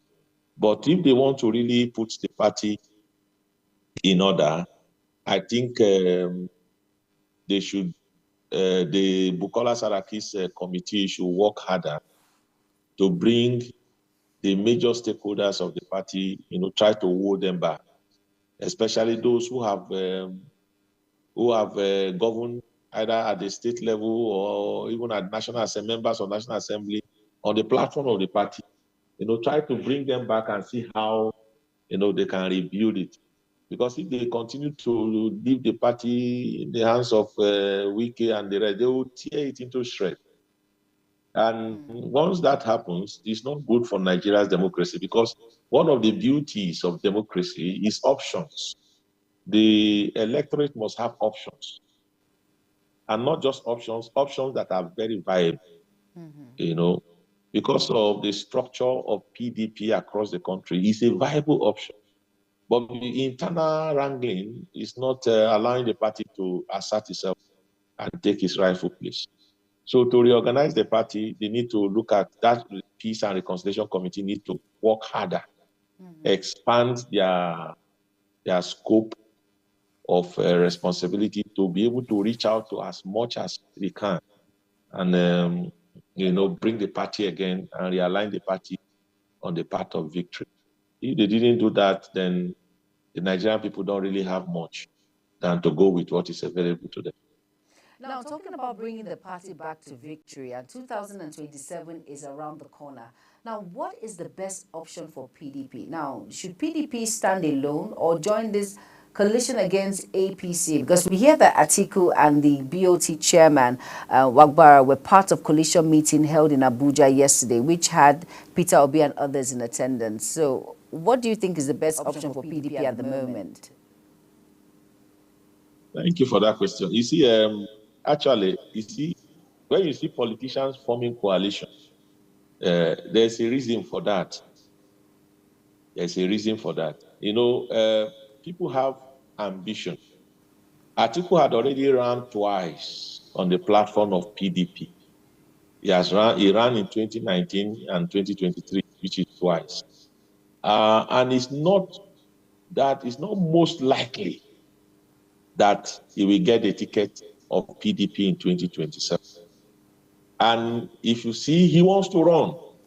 So they would like to choose another platform, by forming coalition to either register a new political party or to adopt an existing party that may not be PDP so that he can run. So don't bother yourself much about the coalition talk that is going on. It's personal ambition that people are pursuing. But we are discussing PDP as an institution because PDP has been in power for 16 good years. And if you like it or not, PDP is one of the reasons why Nigeria's democracy is still standing today. Because there are so many decisions that they made when they came to power that actually, sustain our democracy today. So you cannot undermine their contribution to the sustenance of our democracy.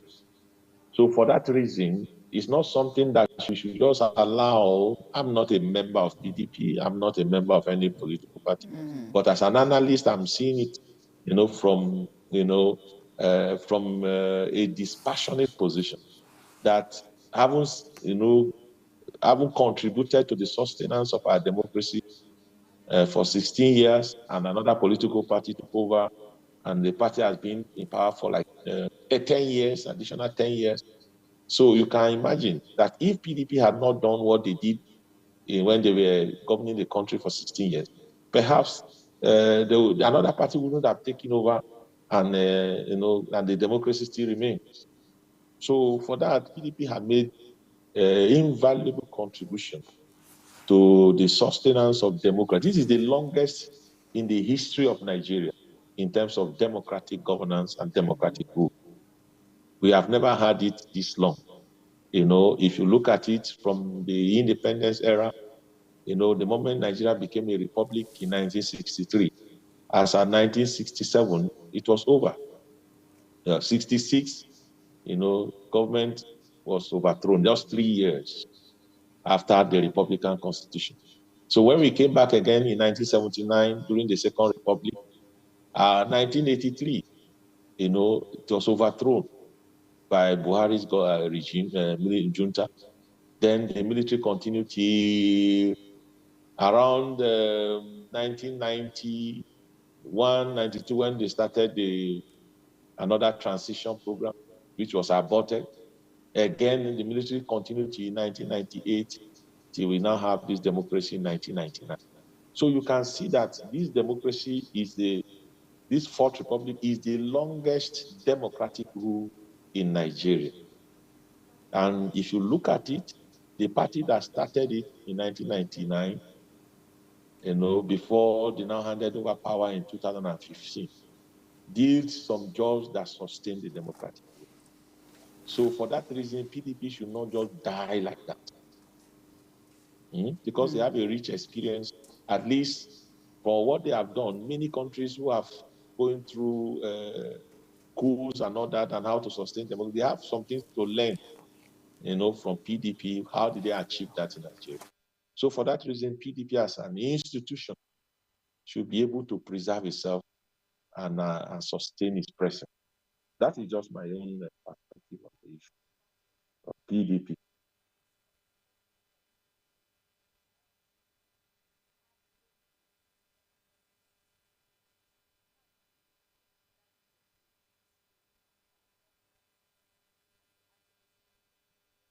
I can't really hear you.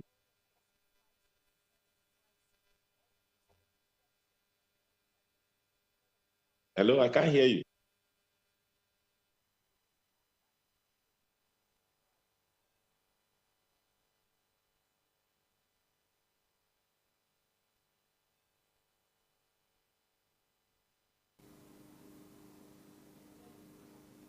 Please, can you speak clearly?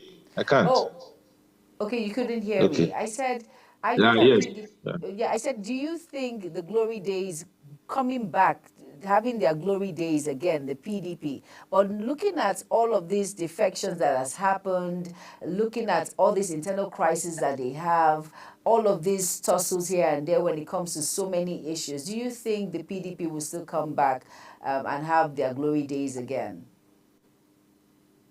You know, all these things that you are seeing now, they are symptoms of ineffective leadership.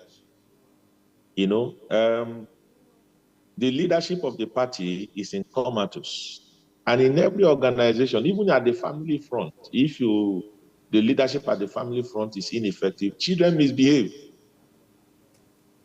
You know, couples misbehave because of, you know, ineffective leadership. So the same thing also applies to an institution. So what you are seeing in terms of the defection from the PDP to the APC, for instance, these are cases of leadership problem in the party. If the party leadership is strong and assertive, you may not see this type of defection that you have seen. You know, you also need to applaud the PDP for their quick intervention, because if they had not responded after the governor of Delta State defected, if they had not responded immediately, they would have lost more governors to the APC by now, because the wave would have swept them. But when they saw what happened in Delta, they quickly responded, you know, by going to other places to, you know, to stop that wave. And that is what you have seen. Even though the other party, the APC, is working to see how they can bring them in. But what PDP is trying to do now is likely to hurt them. And I'm seeing that people like the governor of Delta may have made a very terrible political mistake. Because for the past 25 years, PDP has been in Delta governing the states. So they have entrenched themselves very well in that state. I don't know how he's going to do it in the coming election, because there are dissenting voices coming out of Delta to show that they are not in line with what that decision. Majority of the party members are not living with him. So I don't know how he's going to do it, because if the PDP now present a candidate, a formidable candidate against him in the next election, he might be voted out of power. He might be voted out. So PDP as a party should be able to, reorganize itself.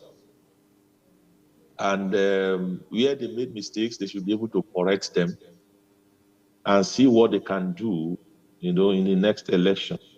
But the way PDP is right now, I don't see them as a party that can solely, underline the word solely, that can solely, defeat the ruling party, except they go into coalition or whatever arrangement that they can have with other parties to see how they can be able to come together to mass up their strength to match up against the ruling party. Once that happens, they might have a chance. But for them to go solely, it's not likely, it's not most likely, because of the state of the party. The party has been weakened by internal wrangling, members are in disarray, and so on and so forth.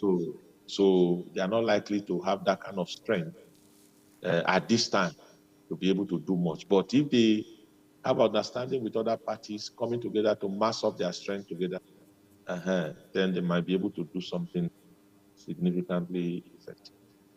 Let me quickly ask you a question, Dr. Moses Saleh. Now, we're going to deviate from the PDP crisis, the Wike pulling out of the peace talk. Now, with all of these defections here and there, and of course, we will see more defections to come, hopefully, do you think we are heading towards a one-party system?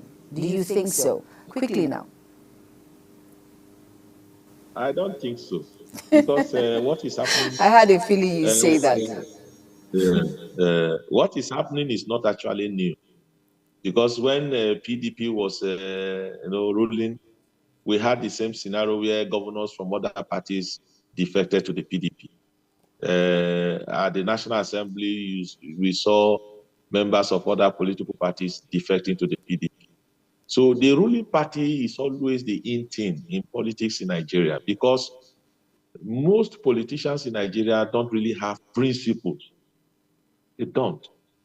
And I am bold to say that they don't really have principles. And that is why,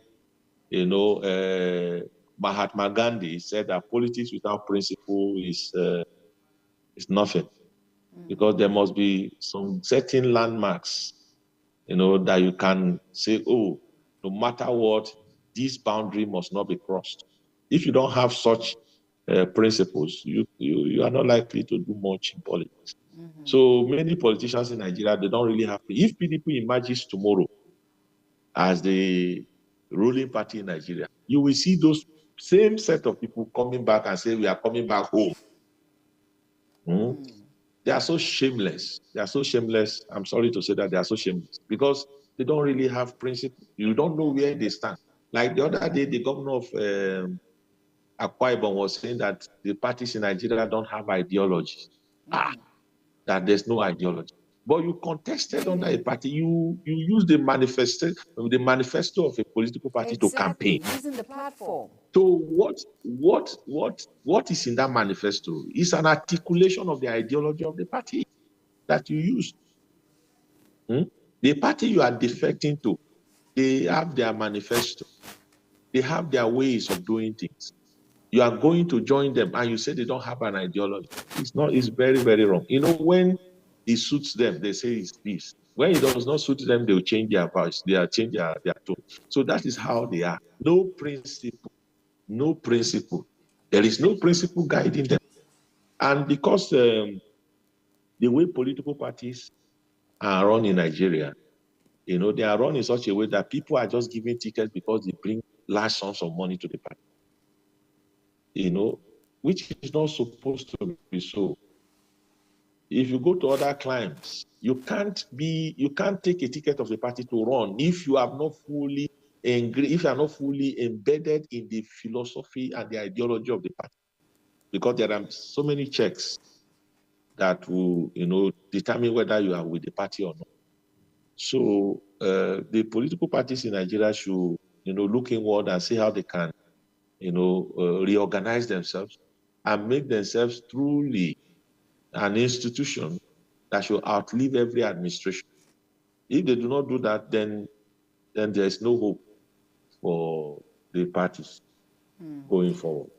Oh, thank you so much, Dr. Moses Saleh. Thank you so much for your input. Thank you so much for being a part of Global Morning and, of course, the first discuss of the day. And, of course, Dr. Moses Saleh, he is a political analyst. Thank you so much, Dr. Moses. Thank you for having me.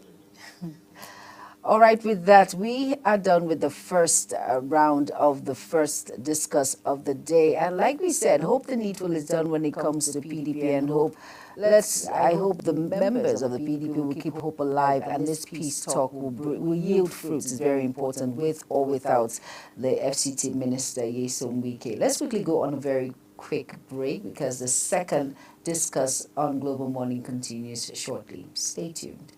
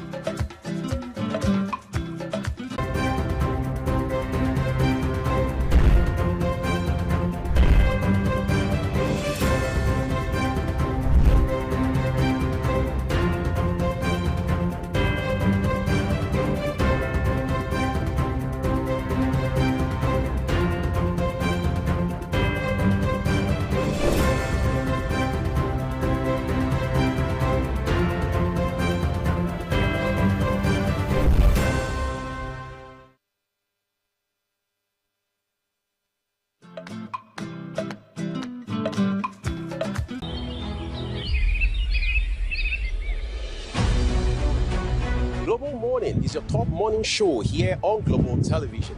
We bring you fresh news updates daily while delving into a variety of current affairs and topics. And at the same time, keeping you well informed about important events, both national and internationals.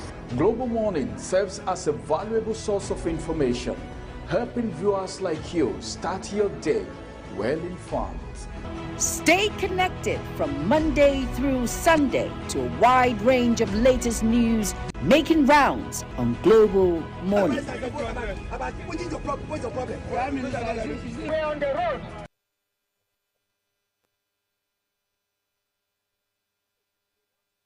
Do you know that Global Television can be watched in Nigeria and all over the world? Download the Global TV Nigerian mobile app for Android and iOS devices to watch Global Television real-time from around the world. What are you waiting for? Start downloading and stay connected to Global Television.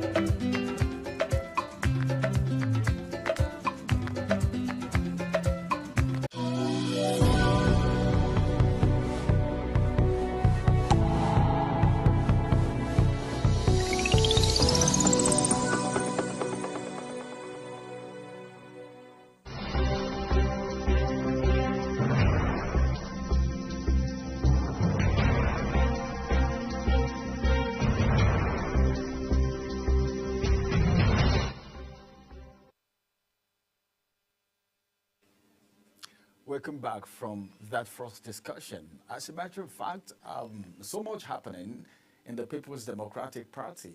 But then, where do you start from? Who can you say it is the problem of the People's Democratic Party right now? You can't ascertain. But there are pockets of issues from different angles. The letter has come out, and of course, grievances has been expressed.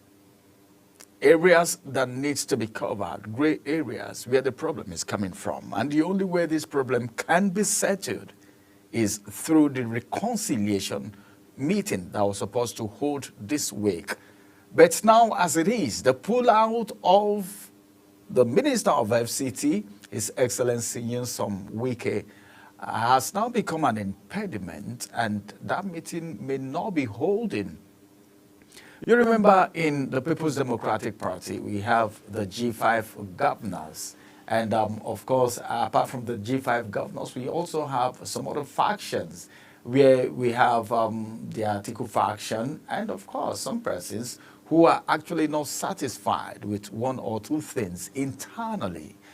But then, this is where the problem is. How soon is this issue going to be resolved? How soon? Some persons are already getting tired that they've tried all they could, but nothing seems to be working. And that's where the problem is. Because if you keep trying the same thing and you're not getting a different result, you need to do something different. But in other political parties, the NEC, the stakeholders, and of course, the committees set up to look into issues of grievances, we need to sit down and also look at what the problem is. But today, this is the second conversation coming in. Now, I just wanted to talk about the first conversation a little bit. Of course, the guest has already analyzed and talked about the other major issues. Now, it's time for us to look at the second discussion for today. I will have my guest join me on the conversation. But then, let's look at the rate of defections going on. Let's look at the implications of this defection. Some persons say, well, it doesn't matter. Some other persons are worried. Not just defection. We're not talking about just defection now. Why are people defecting? Which party are they defecting to? What is the pedigree of these people who are defecting? What is the number of the people defecting? What is the implication of these defections? All of these, we need to talk about it. But then some persons don't know that we have, if you want to talk about political parties, some people will tell you, well, we have two major political parties in Nigeria. Of course, the People's Democratic Party and the ruling party, which is the All Progressive Congress, APC. But then we have a lot of other political parties like the ADC, of course, the NNPP, and a lot of other parties.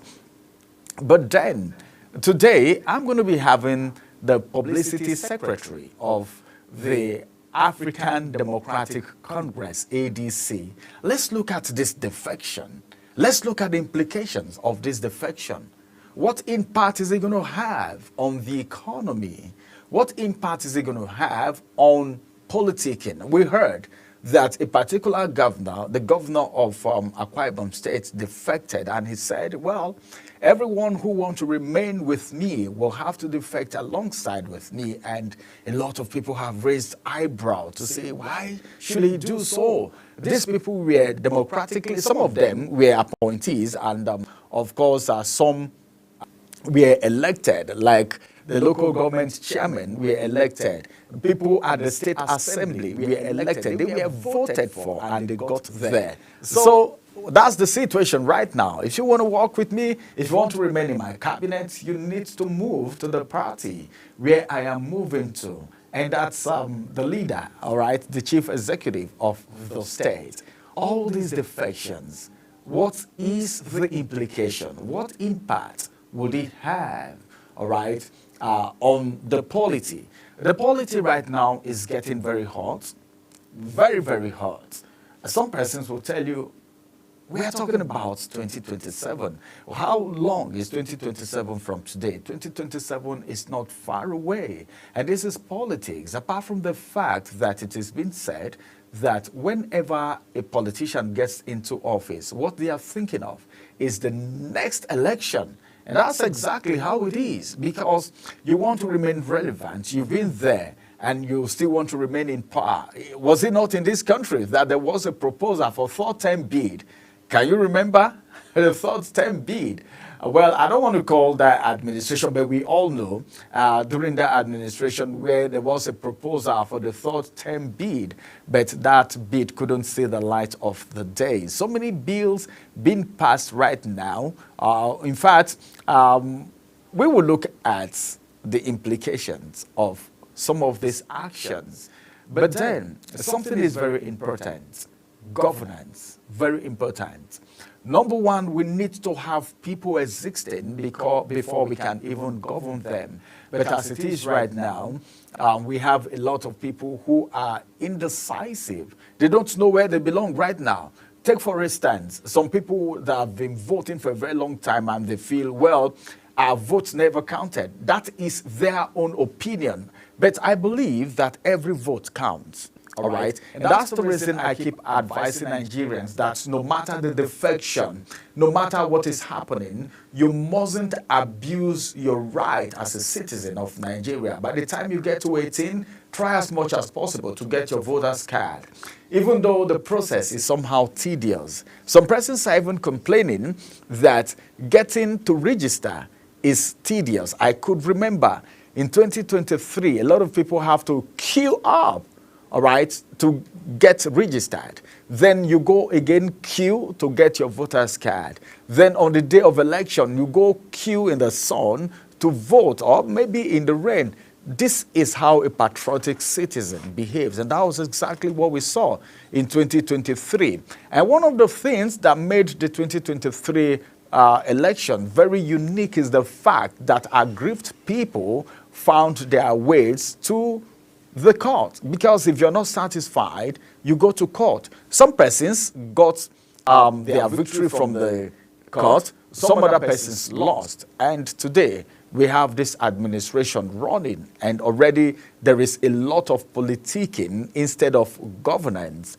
Even at the local government council, there are a lot of people who are politicking right now, who are moving from house to house, door to door, doing indirect comeback to say, well, this is not time. I'm not telling anyone to campaign for me.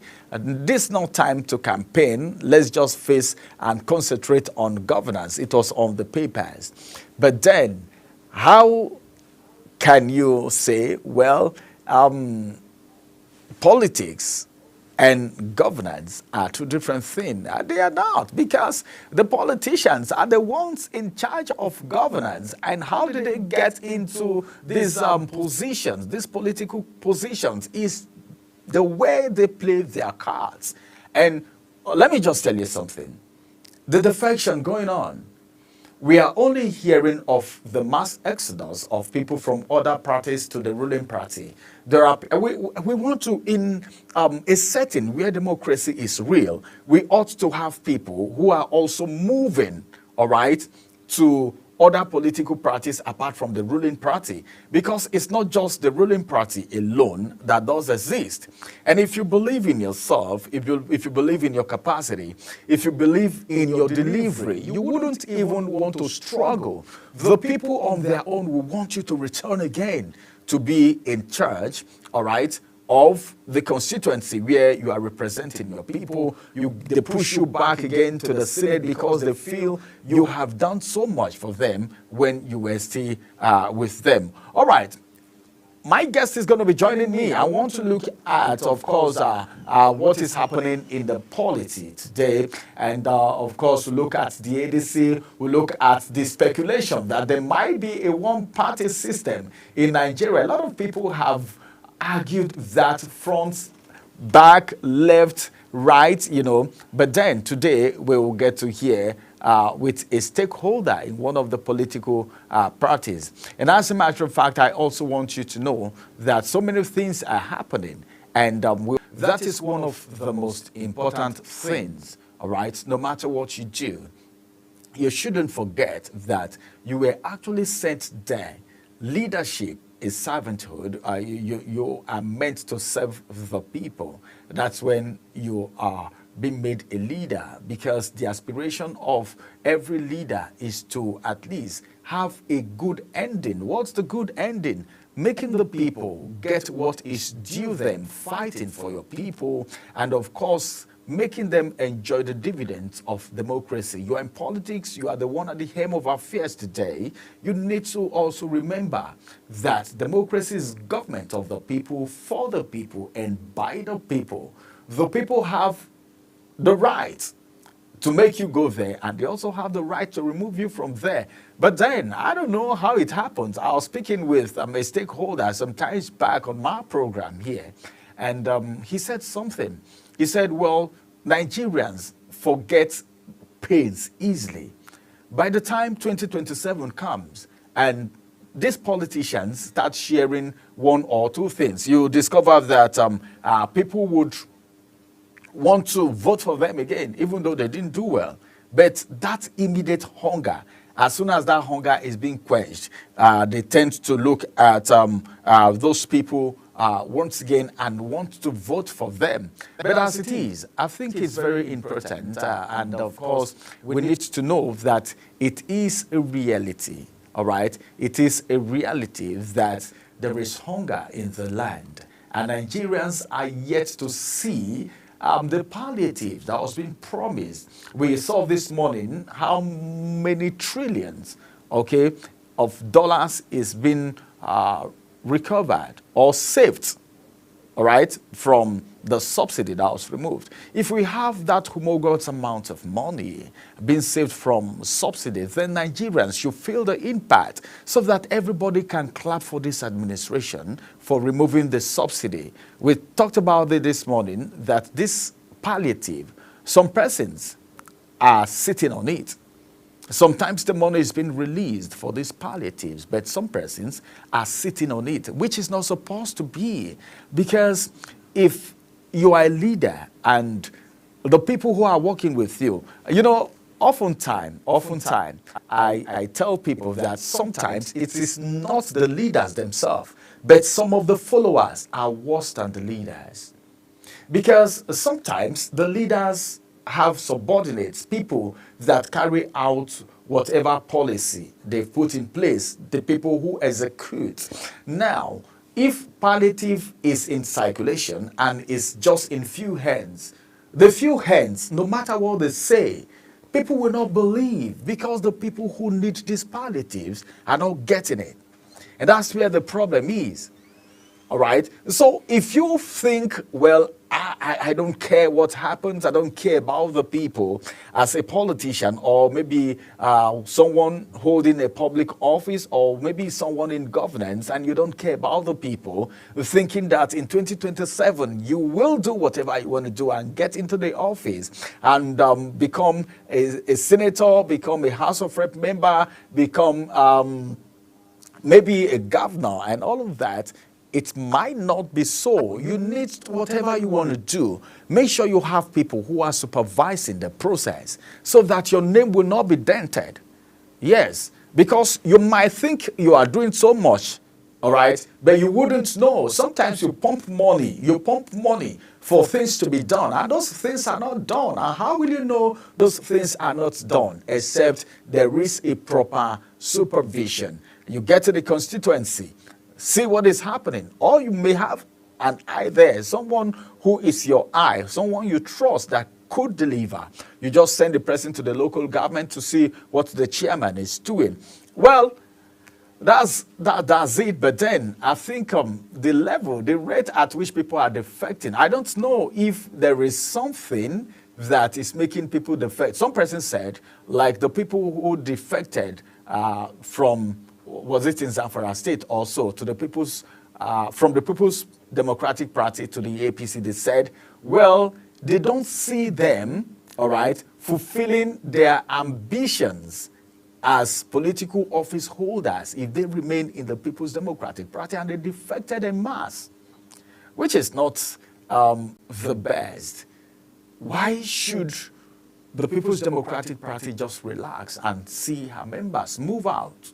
It's not a good message, all right? But then, defecting, is that the best solution? Is that the best thing to do? Because if everyone defects into the All Progressive Congress already, like some Nigerians are speculating, it may be an automatic ticket, all right, for the All Progressive Congress. But then 2027 is not far away. Politicking still going on. Defection still going on. Who is going to be the next to defect? Where is the person defecting to? Is everybody going to be defecting to the All Progressive Congress, the ruling party, or they will be defecting to other parties? Like we talked about the African Democratic Congress, ADC, just now, where the publicity secretary is going to be with us on the program shortly.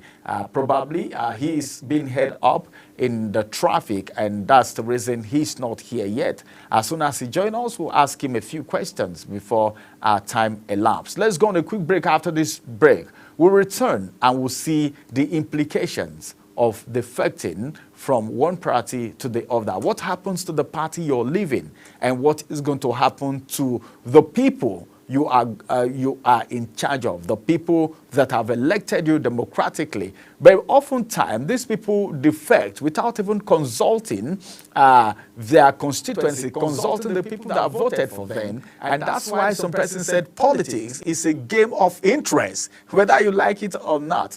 Let's go on a quick break. After this break, we'll return and the conversation continues. It is still Global Morning. Stay with us.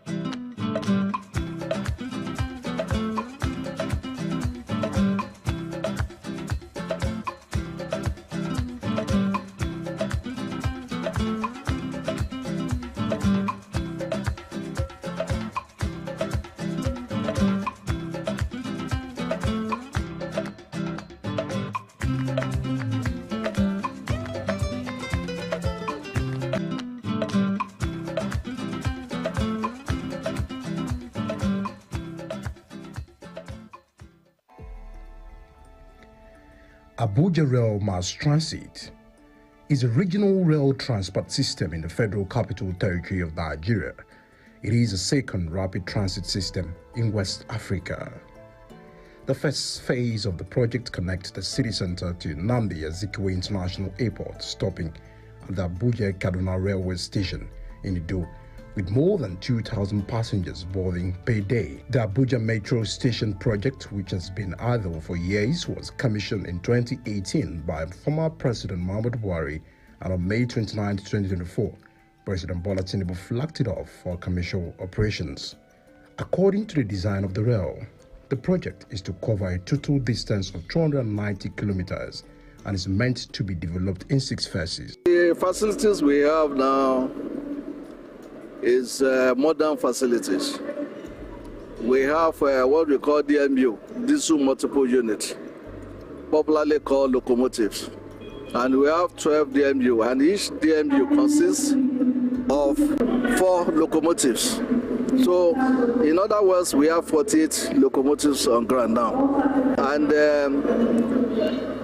the tracks, they are, double, gauge tracks. So, and you can see the stations. They are modern stations.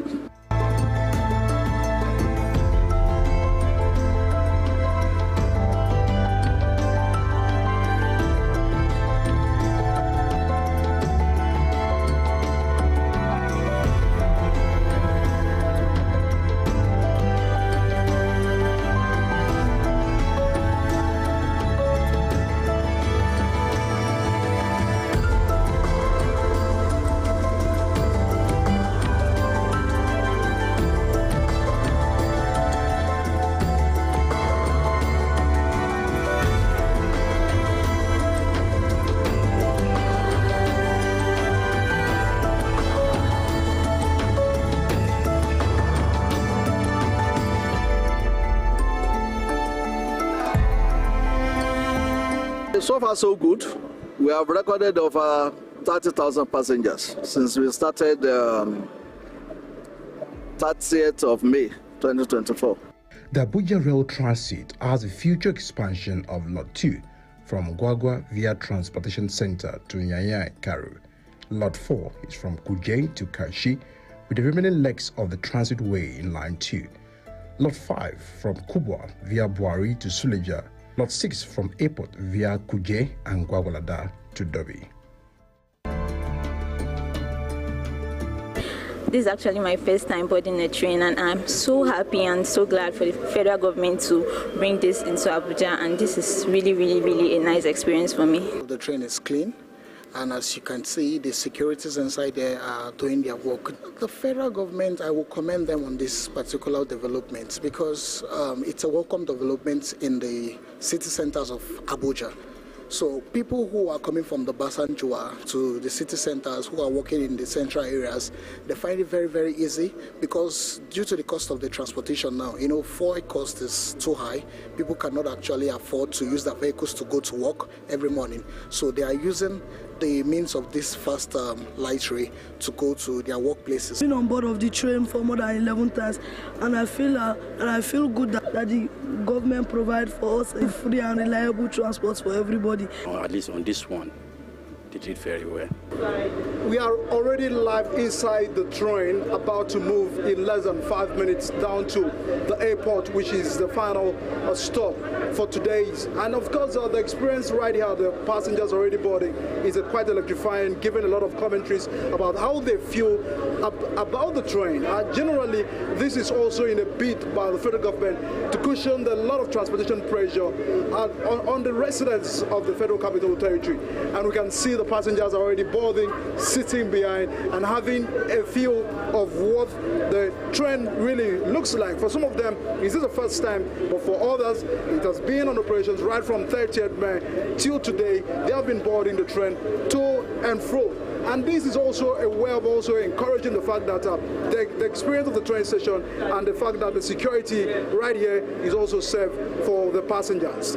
The commencement of commercial operations of the Abuja Rail Mass Transit Project is to solve the perennial transportation problem in the Federal Capital Territory and its adjoining towns and cities.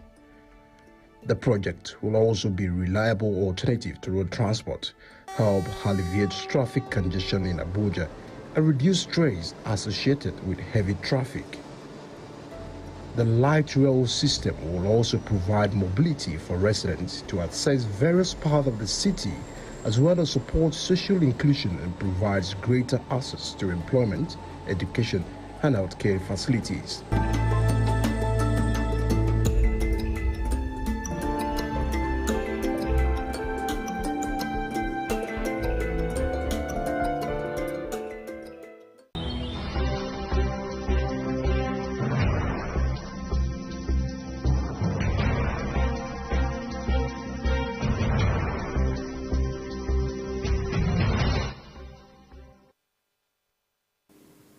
Well, as a matter of fact, we're talking behind the camera, and this is what we say. Let me just leak it to you.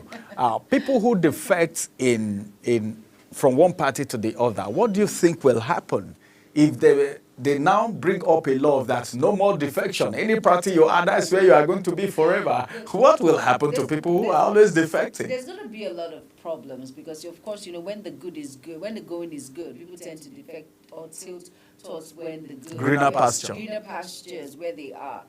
But, well, no comment. Well, no comment. We can't say much. But then there are a lot of implications, okay, when people defect. Number one, when you defect from one party to the other, the party you are living is going to suffer. There is going to be a vacuum, except if you are not instrumental in that party. Exactly. Then the party you are going to, it's going to take you some more time to find your foot on the ground because there were people there before you came. So these are some of the implications of defecting from one party to the other, in as much as people will always be defecting from one party to the other for reasons best known to them. Like she said, greener pasture. Exactly. And the thing is only when people, this is politics. And quote and unquote, people say politics is a dirty game. So whatever, finding their feet has nothing to do with it. It all depends where it is when it comes to greener pastures and all of that. Politicians will always be politicians. They are friends with themselves. Remember what we said the last time, that they are friends with themselves. So for individuals who go around fighting on behalf of politicians, you're only wasting your time because they are friends. They know where they meet and they know how they settle their scores. So, and with all of that, well, with the defection going on, if there's a law that states that, it's going to be... No comment. Well, no comment. No comment. We don't have to say much. You know what we're talking about. It's not something new because defection has been right from the day democracy started in Nigeria. True. So Very people true. have been moving from one party to the other. Yes, if you can point to a politician now and say, well, this person has been in this one party since the beginning of the person's political ambition, I think there will be very few. We have them, but they are few. Very few. Well, having said all of that, unfortunately, our guest couldn't join us, like I said. He's been held up. And of course, he couldn't join us, but subsequently, we will be having him as we discuss other political and current affairs, social political topics on Global TV.